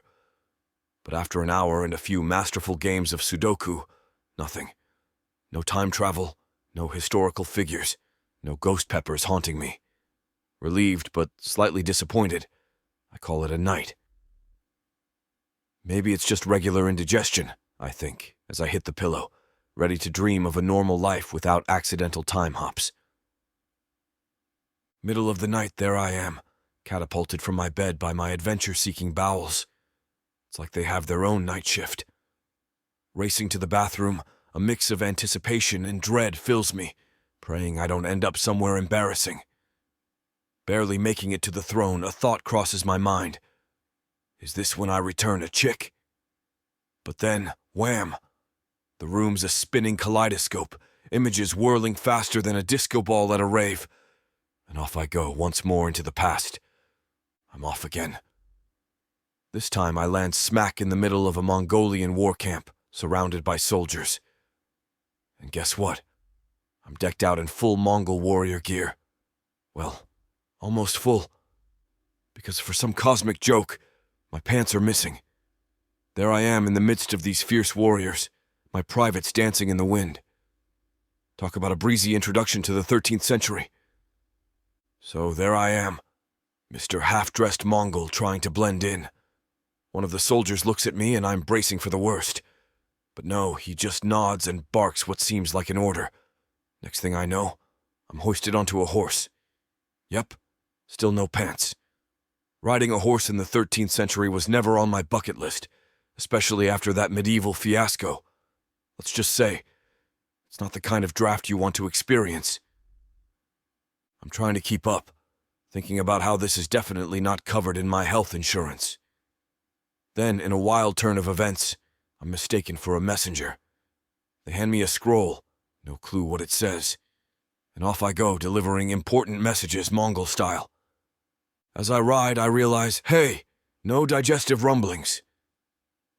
Guess my time-traveling gut is taking a break? Or maybe it's just enjoying the scenic Mongolian landscape. Who knows?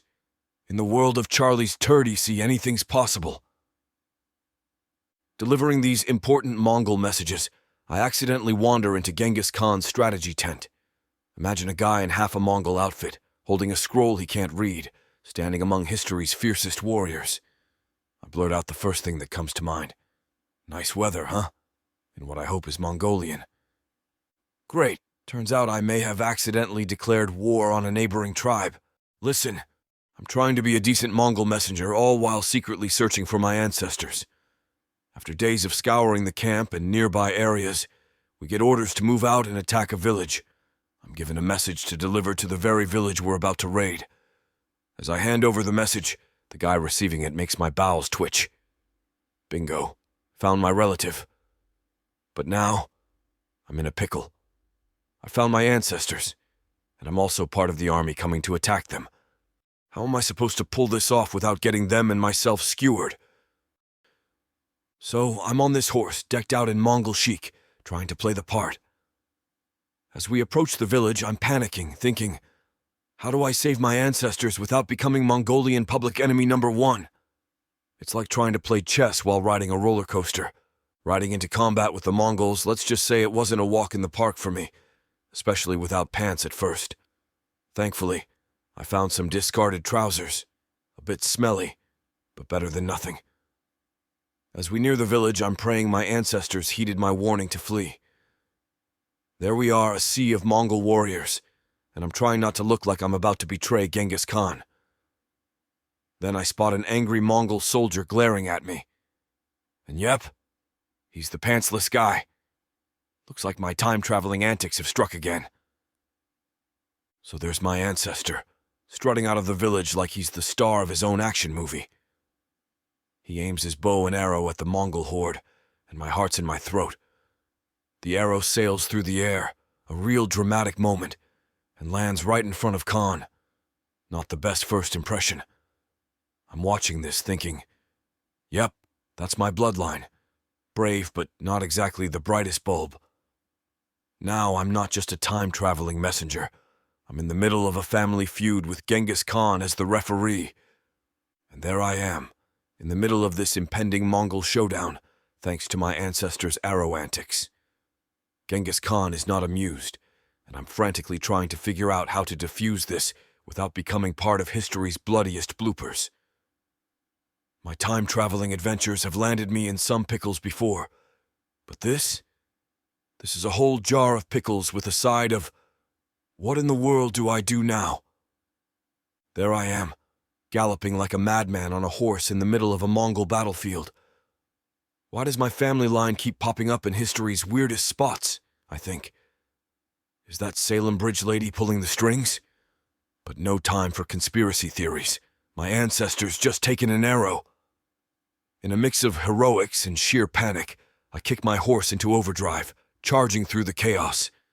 It's like a scene from an action movie if the hero was a time-traveling, slightly confused guy just trying to save his relative from a history textbook fate. Rushing to check on my ancestor, I find the arrow didn't hit anything vital. Just as he's trying to do his best warrior impression getting back up, I, in classic Charlie style, accidentally trample him with my horse. Out cold he goes, just like that. And Khan, witnessing this, starts cheering as if I've pulled off some strategic masterstroke. Imagine that, hailed as a hero for clumsily knocking out your own ancestor with a horse. If my life wasn't already a comedy show, it sure is now. There I am, circling around, trying to ensure my ancestor's safety, while pretending he's just another fallen enemy. Then, I spot Mr. Pantsless Mongol, the guy whose pants I'm wearing. I'm thinking, not another tavern brawl scenario, please. I avoid eye contact, but then an arrow whizzes past my nose. I turn, and there he is, charging at me, drawing another arrow. In a total panic, I react. But let's just say my Mongol warrior skills are more Monty Python than Genghis Khan. So, Mr. Pantsless Mongol is barreling towards me, and I'm on horseback, wearing his pants, trying to look menacing. But let's be honest, I'm about as menacing as a kitten in a lion costume.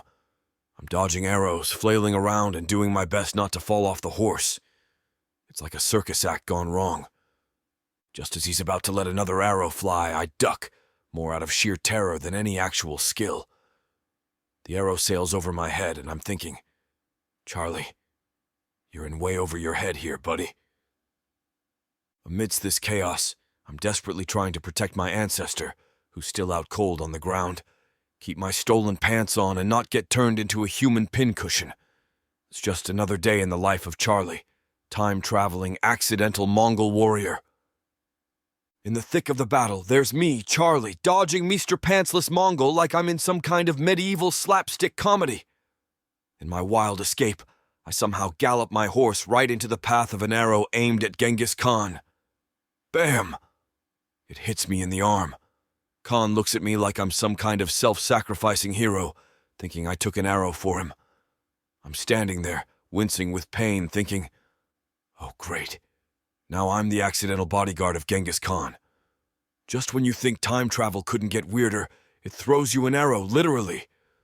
So there I am, Charlie, the accidental Genghis Khan bodyguard, arm throbbing, surrounded by Mongols who think I'm some sort of noble warrior. Meanwhile, I'm just trying not to scream because, let's face it, arrows hurt. Mr. Pantsless is still glaring at me, probably wondering how I've stumbled my way into hero status. And my ancestor, still out cold on the ground, blissfully unaware of the chaos I've caused. It's like a historical sitcom where I'm both the main character and the punchline. Back at the Mongol camp, I'm nursing an arrow in my arm, a captured ancestor, and a serious case of what next-itis. Out of the blue, this burly Mongol guy sneaks up and suddenly decides he's a doctor and yanks the arrow out like he's pulling a rabbit out of a hat. I scream, a sound that probably startled the horses into the next dynasty. I'm left wondering if Mongol medic training consists of grab and yank techniques. Meanwhile, I'm scanning the prisoners for my other ancestor, feeling like I'm in the world's most bizarre game of Where's the Ancestor? Now I'm nursing an arm that's seen better days, still clueless about my missing ancestor, and wondering if Mongol med school is just a weekend course. After the impromptu surgery by my new Mongol friend, he decides to cauterize the wound with a red-hot knife blade. The last thing I remember before passing out is thinking, this is definitely not in the first aid manual. The next morning, after my crash course in Mongol medicine, 0 out of 10 would not recommend, I wake up feeling like my arm's been used as a drum in a heavy metal concert. I check on my ancestor. He's doing okay, just another day in captivity for him. But then, panic mode. My other ancestor is still MIA. I'm limping around the camp like a one-armed detective in a historical drama gone wrong, trying to solve the mystery of the missing relative while hoping my arm doesn't fall off. The things I do for family, right? Suddenly I see a group of Mongols marching towards me on a mission. I jump to my feet, filled nerves and confusion. They surround me, announcing that I'm to come with them. Next thing I know, I'm in Khan's tent. He's expressing gratitude for my heroic act in the battle and offers me an unusual reward, a chance to marry one of his daughters. As I awkwardly scan the room, one of the girls gives me that all-too-familiar bowel tingle. Wait a minute. Is she my other ancestor? A daughter of Genghis Khan? This just took a turn into a whole new level of weird. Hesitant, I confess to Khan that marrying his daughter is a no-go. Turns out, even with my time traveler's secret language decoder, Mongolian is a tough nut to crack. Amid my confusion, Khan bursts into laughter at my refusal to marry her. Turns out she's destined to marry the village leader, not me. As her belly begins to glow, indicating she's my relative, I feel a sudden stomach cramp. Time travel. Here I come again. In a surprising twist, Khan wants me, Charlie, to conduct the wedding between his daughter and the village leader. As I stand there, stomach rumbling like a time-traveling engine ready to blast off, I'm clenching with all my might to stay in the present. Khan's men usher me to the wedding area, and there's my arrow and hoof-hit ancestor glaring at me. Talk about awkward family reunions. Amidst the chaos, Khan declares that my arrow and hoof-hit ancestor, in a twist of irony, will marry his daughter and become the new ruler of the very lands he had just fought against. I'm there trying to cobble together wedding vows with a hint of don't anger Khan or face a horse-ripped fate. The pressure's on, not just from the wedding but from my increasingly rebellious stomach, begging to time travel. As soon as the wedding ends, I bolt to a nearby tent, barely managing to pull down my ill-fitting borrowed pants. In that moment of desperation, I'm whisked back to my time, the sound of a splash in the toilet marking my safe return. As I finish up, I go to wipe, but yowza, my arm's in agony. Resorting to a clumsy southpaw wipe, I check out my arm in the mirror and almost have a heart attack. It looks like it's been through a medieval battle, because, well, it has. As I'm nursing my arm, still in shock from its gruesome state, I start pondering my next move. The doctor's visit is going to be a hoot. So, Doc, funny story. Got hit by an arrow. Then a Mongol warrior tried to patch me up with a red-hot blade. Standard procedure, right? I can already imagine the raised eyebrows and the baffled look on the doctor's face. This is one for the medical books, and definitely not something my insurance company's usual injuries pamphlet covers.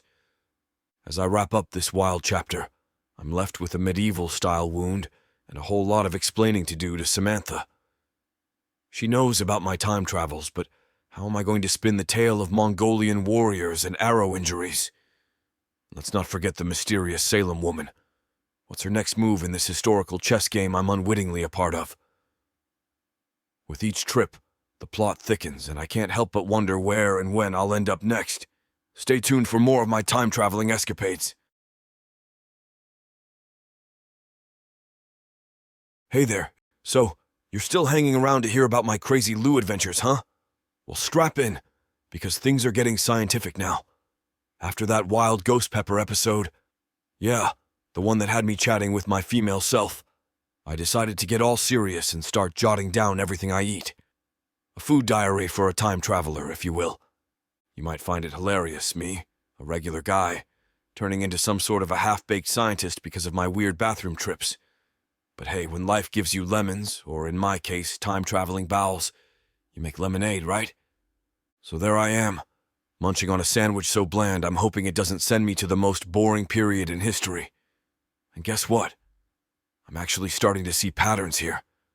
Certain foods seem to land me in specific times. It's like I've got a spice rack that doubles as a time machine. It's nuts, I know. I'm half expecting to end up giving lectures on Gastronomic Time Travel 101. But you know what? This whole thing, as insane as it sounds, is kind of thrilling. Who knew my path to enlightenment would be paved with burritos and broccoli? Burritos and broccoli, I mutter, scribbling in my new journal. It's not just food anymore. I'm tracking everything. My daily activities, the weather, even my mood. Because what if it's a combo deal, right? What if my jogging routine plus a taco equals ancient Rome? And yeah, there's a personal stake in this new hobby of mine. Remember the mishap in 1433? No? Well, let's just say I'm not exactly looking the same these days. If I can figure out this time travel trick, maybe I can undo that little alteration. Oh, and about the Vikings and moose. Honestly, I have no idea what's up with that. It's like everyone's talking about it, but I'm as clueless as you are. It's like some cosmic joke I'm not in on. So, yeah, I'm writing down every little thing. Did I tie my shoes differently today? Into the journal it goes. Ate an apple instead of an orange? Noted. Maybe, just maybe, there's a pattern that'll lead me to the truth about these mysterious Viking moose talks. Or who knows, it might just lead me to more questions. But hey, that's the thrill of this time-traveling Turd-Yssey saga, isn't it? So, I've been having a few days of normal lately. No unexpected trips to the past. I was starting to think I'd cracked the code with my meticulous food and activity logging. Then there's Samantha. We've been getting closer, you know. And tonight, things were looking promising. We're cozied up on the couch, the lights dim, the mood set just right for a little game in the dark, if you catch my drift. And just as things are heating up, I feel it. That all-too-familiar rumble in the belly. Not now, I think, praying it's just a false alarm. I'm there trying to focus on Samantha, but in the back of my mind there's this nagging thought. What if it's not just the food? What if excitement or, romance triggers these time travels too? Let me tell you, nothing kills the mood like the fear of being whisked away to the dark age just as things are getting interesting. So, there I am, torn between the possibility of a great evening with Samantha and the unpredictable nature of my time-traveling bowels. Talk about bad timing, right? I'm sitting there, doing my best to stay calm and collected. But inside, I'm like a ticking time bomb, waiting to see if I'm about to be thrown into another era. Samantha's looking at me with those eyes. You know, the kind that make you forget about your crazy life for a moment. But how do you explain to a girl you're just getting to know, hey, we might need to pause the romance. I could be on the verge of an involuntary time hop. Then, just when I think I might be in the clear, my stomach gives this ominous gurgle. It's like my insides are laughing at me.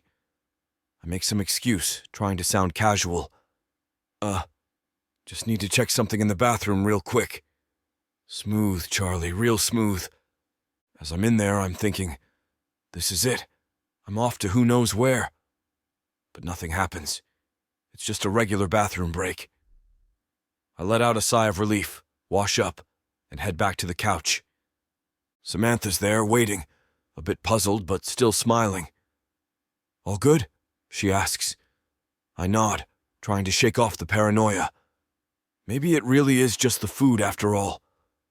But one thing's for sure, I'm keeping that journal going, because in the world of time-traveling toilets, you never know when you're going to need a solid alibi. So there we were, Samantha and I getting cozy. Just as things were heating up, guess who decides to make an untimely appearance? My time-traveling gut. The timing couldn't have been worse. As Samantha's getting all energized from, let's say, light switch toggling, I'm hit with the oh no not now feeling. In a split second, I'm up, mumbling some excuse about a sudden, urgent need to inspect the plumbing. You should have seen the look on her face. Imagine trying to be romantic and then bolting like your pants are on fire. Only in my wacky world, folks. I dash into the bathroom, heart racing, expecting to be whisked away to some ancient battlefield or royal court. But guess what? Nothing. No time travel, no historical figures, just me and my overactive imagination. I let out a sigh of relief or disappointment. I'm not even sure at this point. Then, I think, earlier that day, I'd had this bizarre combo for lunch. I mean, who eats pickled herring with a side of chocolate-covered strawberries? That's right, this guy. After the bathroom fiasco, I step out, hoping to salvage the evening. But there's Samantha, already dressed, her expression one of amusement and confusion. Can't blame her, really. It's not every day you almost get romantic with a guy who then dashes off like he's on fire, all thanks to a questionable lunch choice. Note to self: stick to less adventurous meals on date nights. Back on the couch, Samantha and I settle into some movie. She's giving me these glances like I'm a mystery she's trying to solve. Can't say I blame her. We wrap up the night with a kiss. I'm just glad you're still in the same time period kind. Lying in bed, I think about the night, how it could have gone. Note to self: in the future, maybe skip the bizarre food combos on date nights. Who knew a culinary experiment could turn into a romantic misadventure? Woke up this morning, still chuckling about last night's culinary catastrophe. I mean, who knew pickled herring was the anti-aphrodisiac of the century? Scribbled it down in my journal. Note: avoid fishy chocolate combos on dates. Gotta keep track of these scientific breakthroughs, you know? Later, I'm at the grocery store minding my own business when I see her. The lady from the Salem Bridge, back in the 15th century. There she is, casually picking out avocados in aisle 3. I'm staring, trying to figure out if time travel's contagious or if my eyes are playing tricks on me. I'm half expecting her to pull out a broomstick and fly off, but nope. She just gives me a weird look and moves on. And there I am, standing in the middle of the grocery store, wondering if I've finally lost it or if I've just discovered time-traveling buddies. So there I am, tailing this Salem Bridge look-alike through the grocery aisles, trying not to be obvious. I needed a plan, something clever to figure out if she's the real deal or just a doppelganger. Then, inspiration strikes at the spice rack. I sidle up, pretending to be deeply interested in the paprika. She's examining the nutmeg. "Excuse me," I say. "Do you think this would go well with, 15th century cuisine?" I'm expecting her to look at me like I've lost my marbles, but she pauses, giving the nutmeg a thoughtful look. "Well, they did love their spices back then," she replies with a mysterious smile. My heart skips a beat. Was that a hint of recognition, or just a random comment from a fellow spice enthusiast? The mystery deepens, and I'm left there holding a jar of paprika, more confused than ever. So there I am in the herbal tea aisle, thinking I'm some sort of grocery store Sherlock Holmes. I grab a box of Salem's secret tea. Yeah, that's a real thing. And sidle up to the Salem look-alike. "You know, they say this tea was a hit among the witchy types in the old days. Ever brew it under a full moon?" I say, giving her my best mysterious eyebrow raise. She glances at the tea, then at me, and I can tell she's trying not to laugh. "Can't say I have, but sounds like a plan for the next full moon," she says with a playful smile. And just like that, she's off, leaving me there holding a box of tea that I don't even want. As I'm standing there, I realize that maybe, just maybe, I'm not cut out for this undercover time travel detective gig. I mean, what was I expecting? A secret handshake? A witchy cackle? Nope. Just a regular day with Charlie, the time travel enthusiast, making a fool of himself in the tea aisle. All right, so I decide enough is enough. Charlie, old boy, you're just embarrassing yourself now. Time to check out and leave this solemn saga behind, I tell myself, wheeling my cart to the checkout, feeling slightly ridiculous. I'm there, fumbling with my groceries, trying to forget the whole witch hunt, literally, when she suddenly bumps into me on her way out. "Sorry, Charlie," she says, and we both just keep moving. It takes a good 3 steps before my brain catches up. Wait a minute. She knew my name. I spin around, bags in hand, but she's already melting into the sea of shoppers. How did she know my name? Was she a time-traveling buddy? A psychic? Or just good at guessing names? And there I stand in the middle of the parking lot, looking like a lost puppy. Guess I'm not done with this mystery after all. Salem Bridge lady, you've officially piqued Charlie's curiosity. Back home, I'm scribbling in my journal, trying to make sense of the day. Breakfast, toast and a banana. No time travel. Lunch, chicken salad, still in the present. Dinner, spaghetti, boringly temporal. Oh, and accidentally stalked a woman in the grocery store. Might have met a time-traveling witch, or I'm just losing it. She knew my name. Mental note: if time traveling is contagious, avoid close contact with others. Future Charlie, if you're reading this, please tell me we figure this out, or at least invest in a less conspicuous hobby. Then there's the Salem secret tea fiasco and the mysterious woman who knows my name. I'm sitting there, pen in hand, laughing to myself. Who needs a normal life when you've got a diet that potentially warps time and strangers calling you by name in grocery stores? Just another day for Charlie, the accidental time-traveling gourmet. As I close my journal, I think, well, that's it for today's episode of Charlie and the Time-Traveling Toilet Tales. From almost romantic disasters to becoming a grocery store stalker, it's been a real hoot. So what's next? Will Charlie ever learn not to mix pickled herring with chocolate?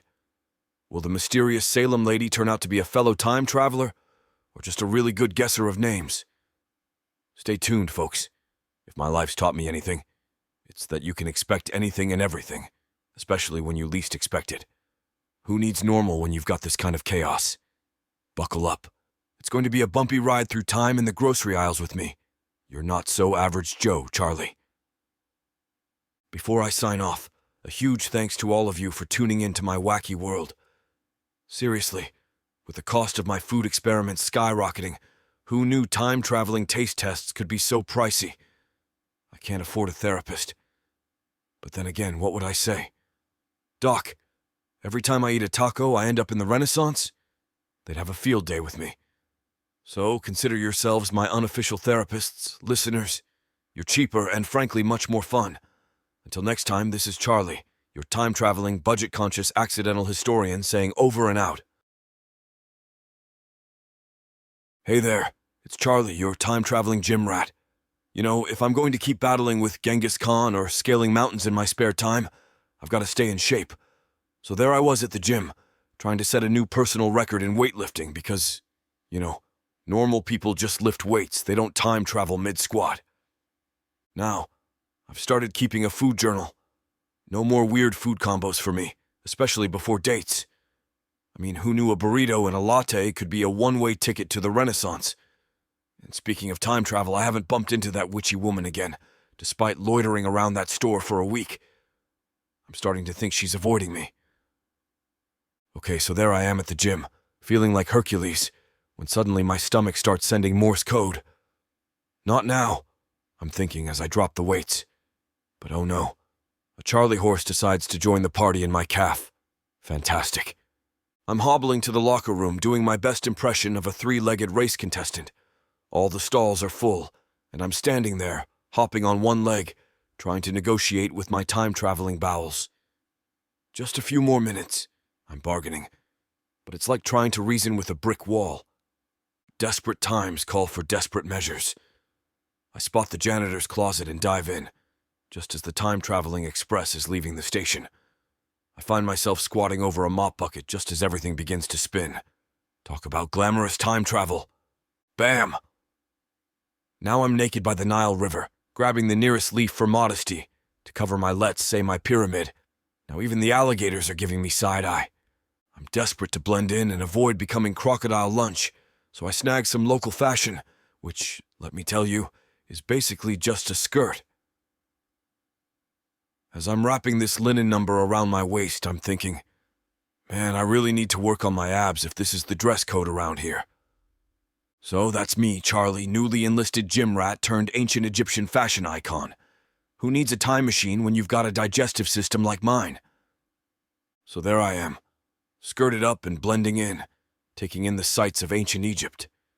I mean, the pyramids, the temples. It's like walking in a postcard, only better. Everything's so pristine, not a grain of sand out of place. I'm thinking, how does all this end up under a desert?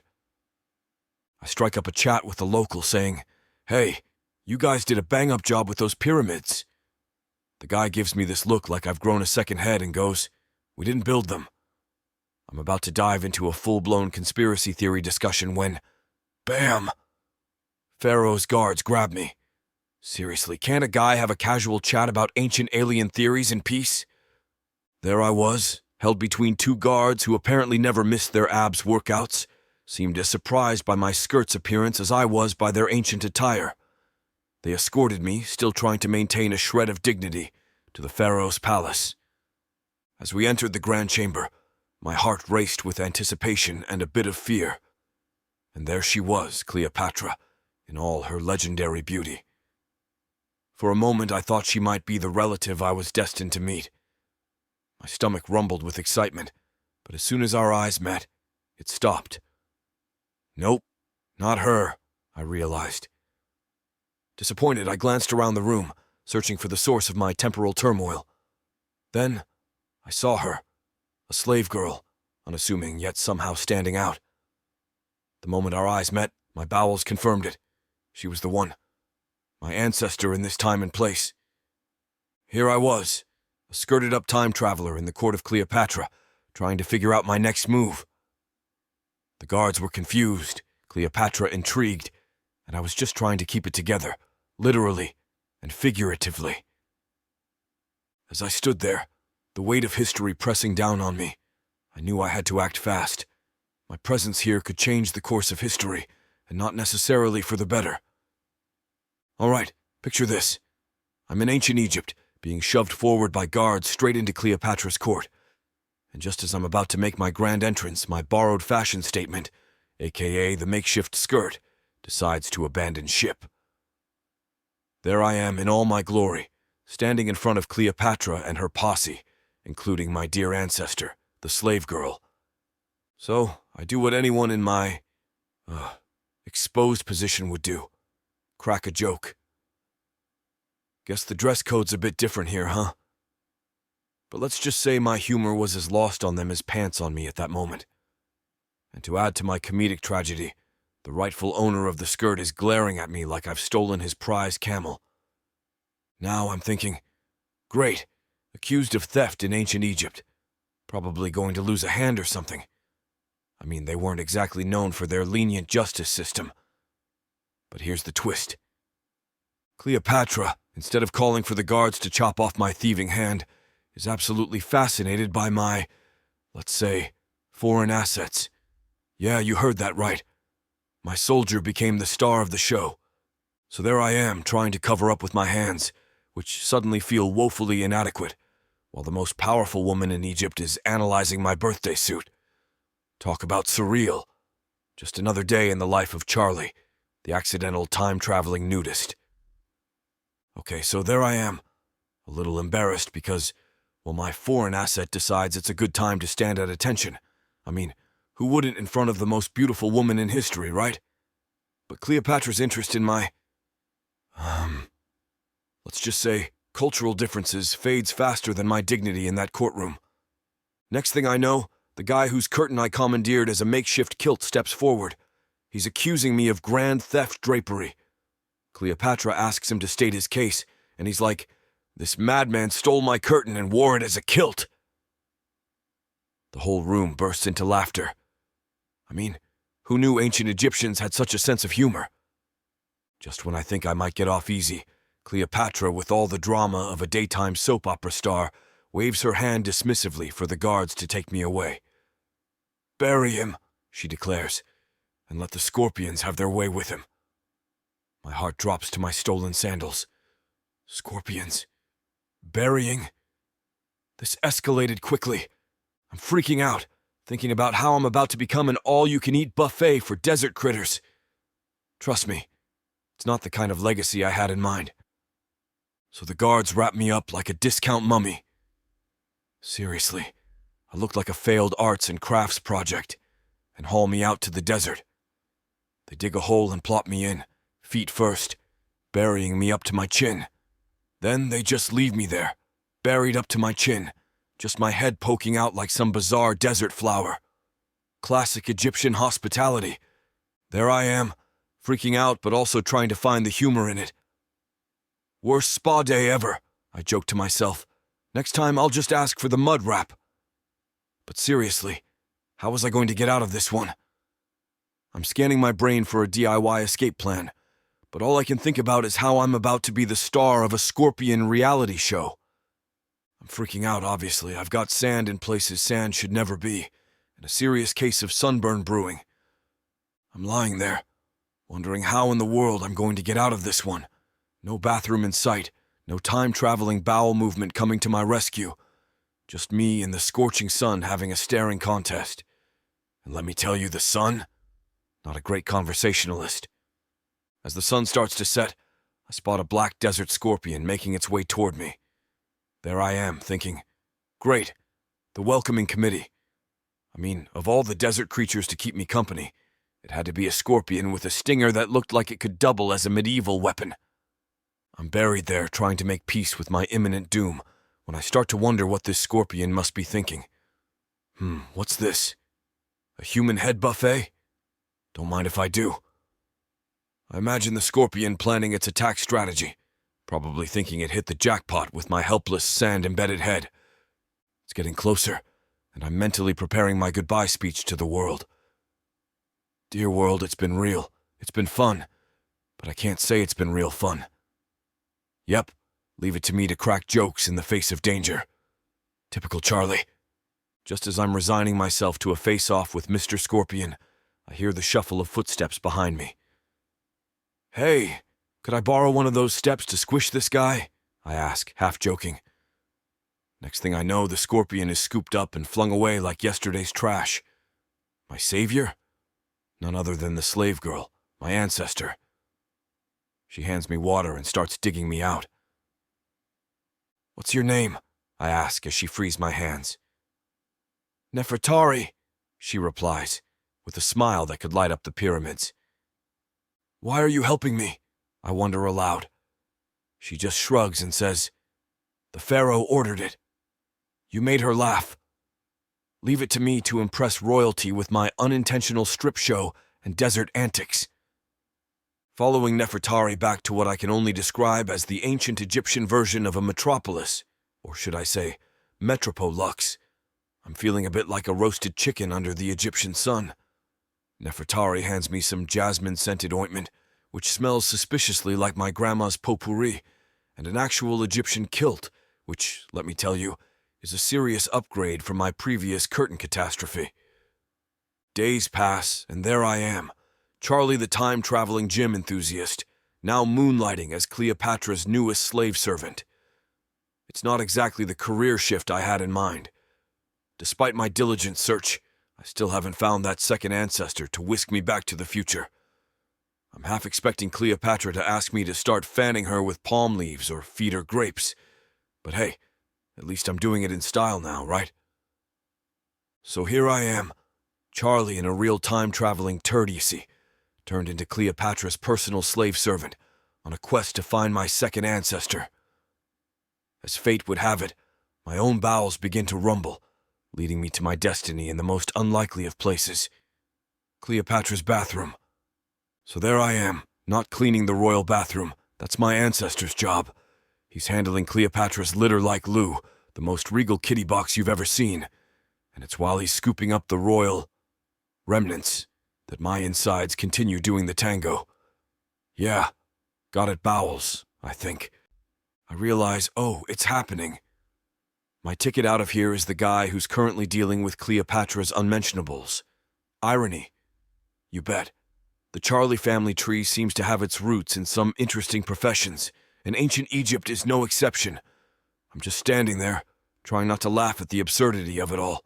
My escape route is literally tied to a guy who changes out sand for a living. Ancient Egypt, you're full of surprises. Okay, so here I am, trying to strike up a casual chat with my ancestor, the royal pooper scooper. I'm doing my best to keep a straight face while he's knee-deep in Cleopatra's, let's just call them, royal flush. I start with the usual small talk. So, nice weather we're having, huh? Nothing like scooping in the sunshine. I'm trying to find out more about him, anything that might help me play matchmaker with him and Nefertari. Turns out, he's a man of simple pleasures, loves a good sunset, and has a thing for jasmine, the plant, not the girl. Bingo! I remember Nefertari's jasmine ointment. I concoct this not-so-subtle plan to get them together. A casual meet-up at the jasmine bushes during sunset. I set it all up, feeling like some sort of ancient love guru. I tell my ancestor, "You know, the jasmine bushes are extra beautiful at sunset." And to Nefertari, I'm like, "I heard there's a rare jasmine bloom tonight. Wouldn't want to miss that, right?" And there they are, both heading towards the jasmine bushes, totally unaware of my master plan. I'm hiding behind a column, watching this unfold like a live soap opera. Will my time-traveling, bowel-induced matchmaking work? Only time will tell. Just as things are looking good, there's a hiccup. Right before Nefertari reaches the jasmine bushes, she's summoned by Cleopatra for some urgent errand. Typical, I think. My matchmaking skills thwarted by royal duties. In a frenzy, I scramble to keep my plan on track. I dash over to Nefertari, trying to be as persuasive as possible. "You know, Cleopatra really appreciates someone who can appreciate nature. Like, say, by admiring the jasmine bushes at sunset." With a bit of convincing and a few white lies about Cleopatra's love for jasmine, I manage to reroute Nefertari back towards the bushes. My fingers are crossed behind my back as I watch her change course, hoping that my matchmaking doesn't end up as just another sand dune in the desert of my time travel adventures. Just as Nefertari is inches away from the jasmine bushes and the big meet-cute, the guards call her away. "Seriously?" I mutter. "Even in ancient Egypt, timing is everything." I rush over to my ancestor, the royal litter handler, convincing him to try again the next night. "Third time's the charm, right?" I say, with more hope than confidence. The next day, I launch into persuasive mode again, convincing Nefertari to give the jasmine bushes another shot. "You won't believe the colors at sunset," I tell her, adding under my breath, "Being a matchmaker in ancient Egypt is harder than convincing a cat to take a bath." Fingers crossed, I watch from a distance, ready to tick time-traveling Cupid off my bizarre career list once more. As I see the glow from Nefertari's belly signaling a successful match, I feel the familiar rumble of my time-traveling bowels. Panicking, I remember the makeshift bathroom I had to use at my gym. Desperately searching for a similar solution, I spot a large, ornately decorated urn, perfect for, let's say, emergency purposes. Just as I position myself, the quantum fury of my bowels decides it's time to return to the present. My bowels decide to unleash their time-traveling power, and then, with a sound that would make a trumpet envious, my rear end decides it's ready. I find myself back at the gym, awkwardly positioned over a mop bucket, as my bowels release their contents with the grace of a symphony's final note. Talk about a grand exit. There I am in the janitor's closet, desperately reaching for toilet paper, when I hear a knock. Thinking fast, I shout, "Who's there?" The reply, "Interrupting janitor." Before I can even say, "Interrupting janitor who?" the door swings open. So there I am, reaching for some toilet paper in a desperate attempt to salvage what's left of my dignity. Just as I grab it, we lock eyes. The janitor's face is a fusion of horror and surprise.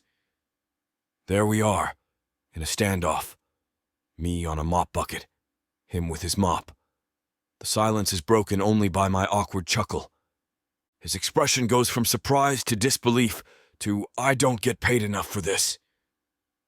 Without a word, he slowly backs out, closing the door behind him. And that, folks, is the story of how I had to find a new gym. Back in my less than glamorous hideout, the janitor's closet, I opened my journal to figure out what combo of food landed me in ancient Egypt. Flipping through the pages, I see notes like tacos equals Wild West and beans equals Stone Age. I find the entry. Gym protein shake plus questionable sushi equals ancient Egypt. Makes sense, right? Note to self. Avoid that combo in the future. And here's a pro tip for anyone who might end up in ancient Egypt. Steer clear of royal bathrooms and keep an eye out for wayward scorpions. Closing my journal, I think, Well, that's enough time travel for one day. As I sneak out of the closet, I make one more mental note. Next time, stick to the salad bar, I think. Well, that's the end of this journey. Who knows where I'll end up next in this Turd-Yssey. But one thing's for sure, it's going to be a wild ride. Stay tuned for more bathroom time travel. You just can't make this stuff up. Hey there, it's Charlie, coming to you live from let's call it my thinking throne. Today's a break from the usual time-hopping chaos. No pharaohs, no knights, just a day in the life of me, minus the quantum leaps. For a change of pace, just a peek into my regular life. Started my morning with what I thought would be a safe bowl of oatmeal, but I accidentally grabbed the hot sauce instead of maple syrup. Trust me, not the wake-up call I needed. At work, while enduring a meeting that could cure insomnia, I found myself doodling pyramids on my notepad during a meeting about synergy or something. Lunchtime at the office was like navigating a minefield.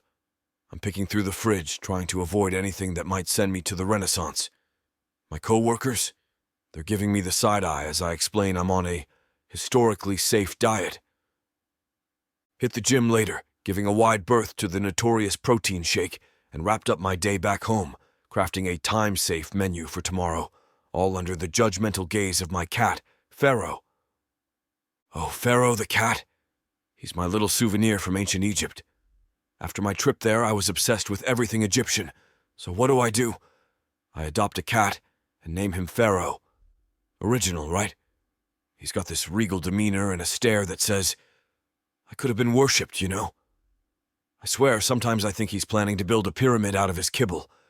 He just sits there on his cushion like he's judging my every move, probably thinking, in my day, we built empires, not Excel spreadsheets. And let me tell you, Pharaoh takes his role seriously. He's more like a tiny furry landlord than a pet.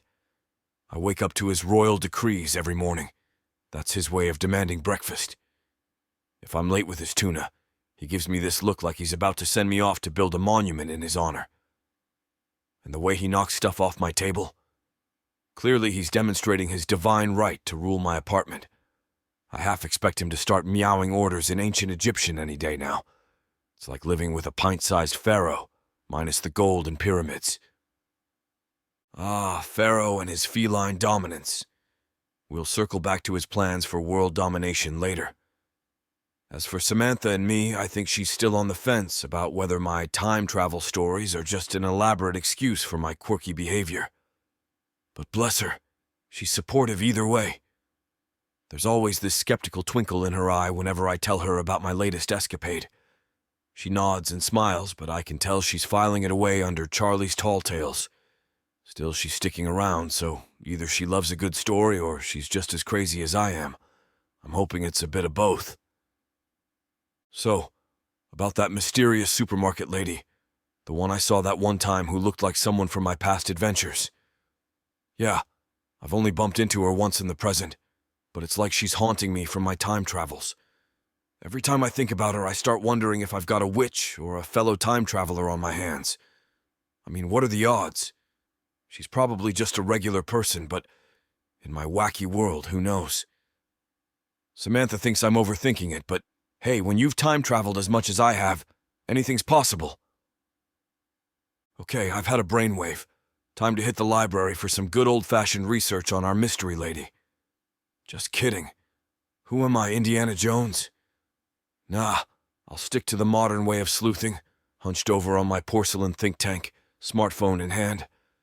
Because let's face it, the last time anyone did serious research in a library, dinosaurs roamed the earth. I'll just Google my way through this mystery while, well, you know, efficiency at its finest. So here I am, Charlie, intrepid explorer of the unknown, embarking on a digital quest from the comfort of my bathroom.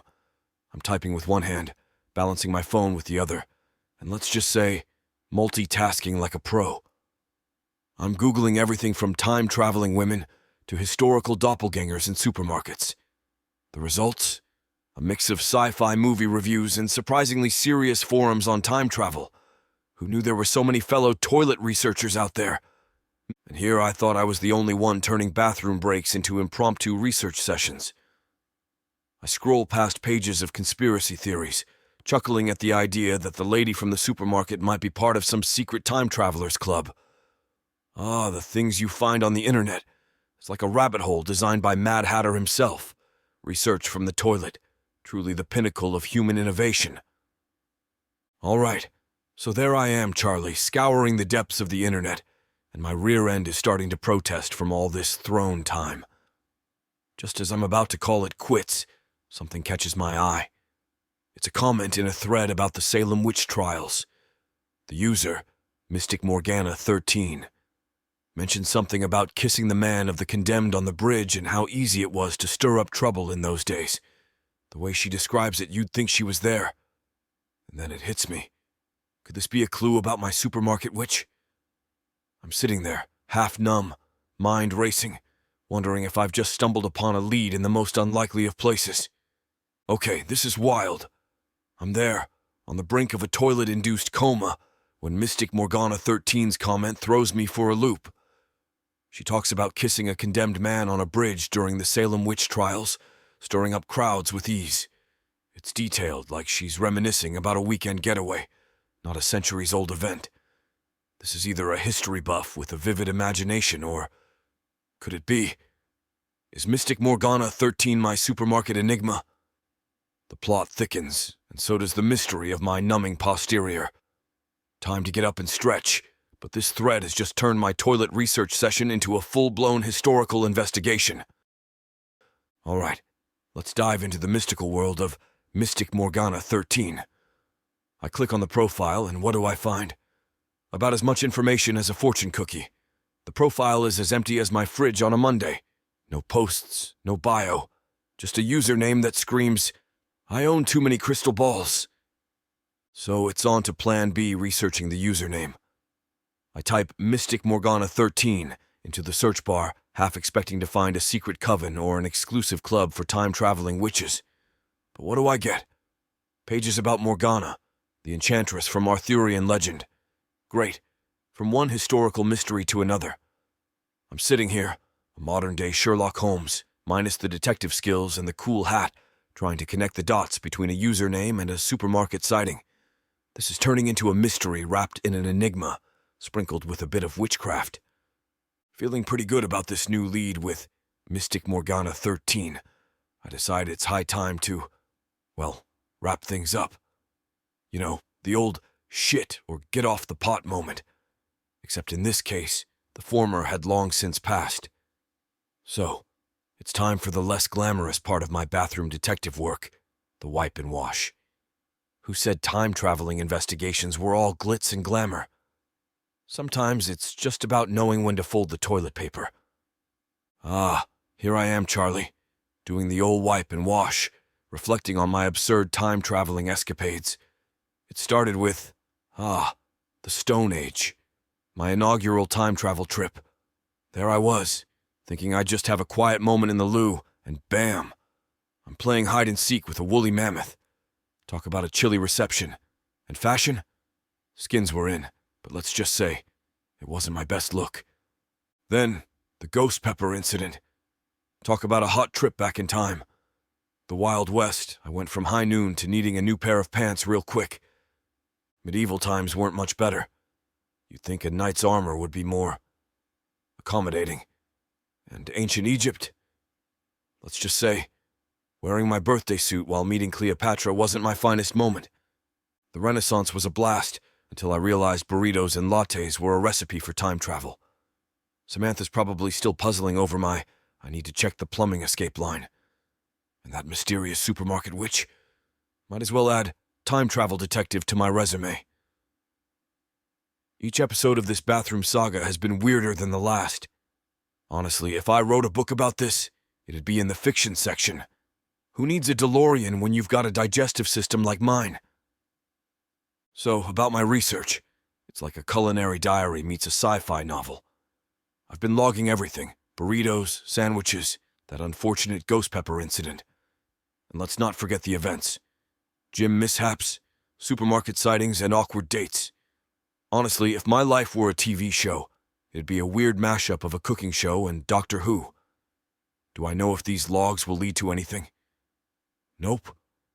But the more data I collect, the more pieces of this time travel puzzle I might uncover.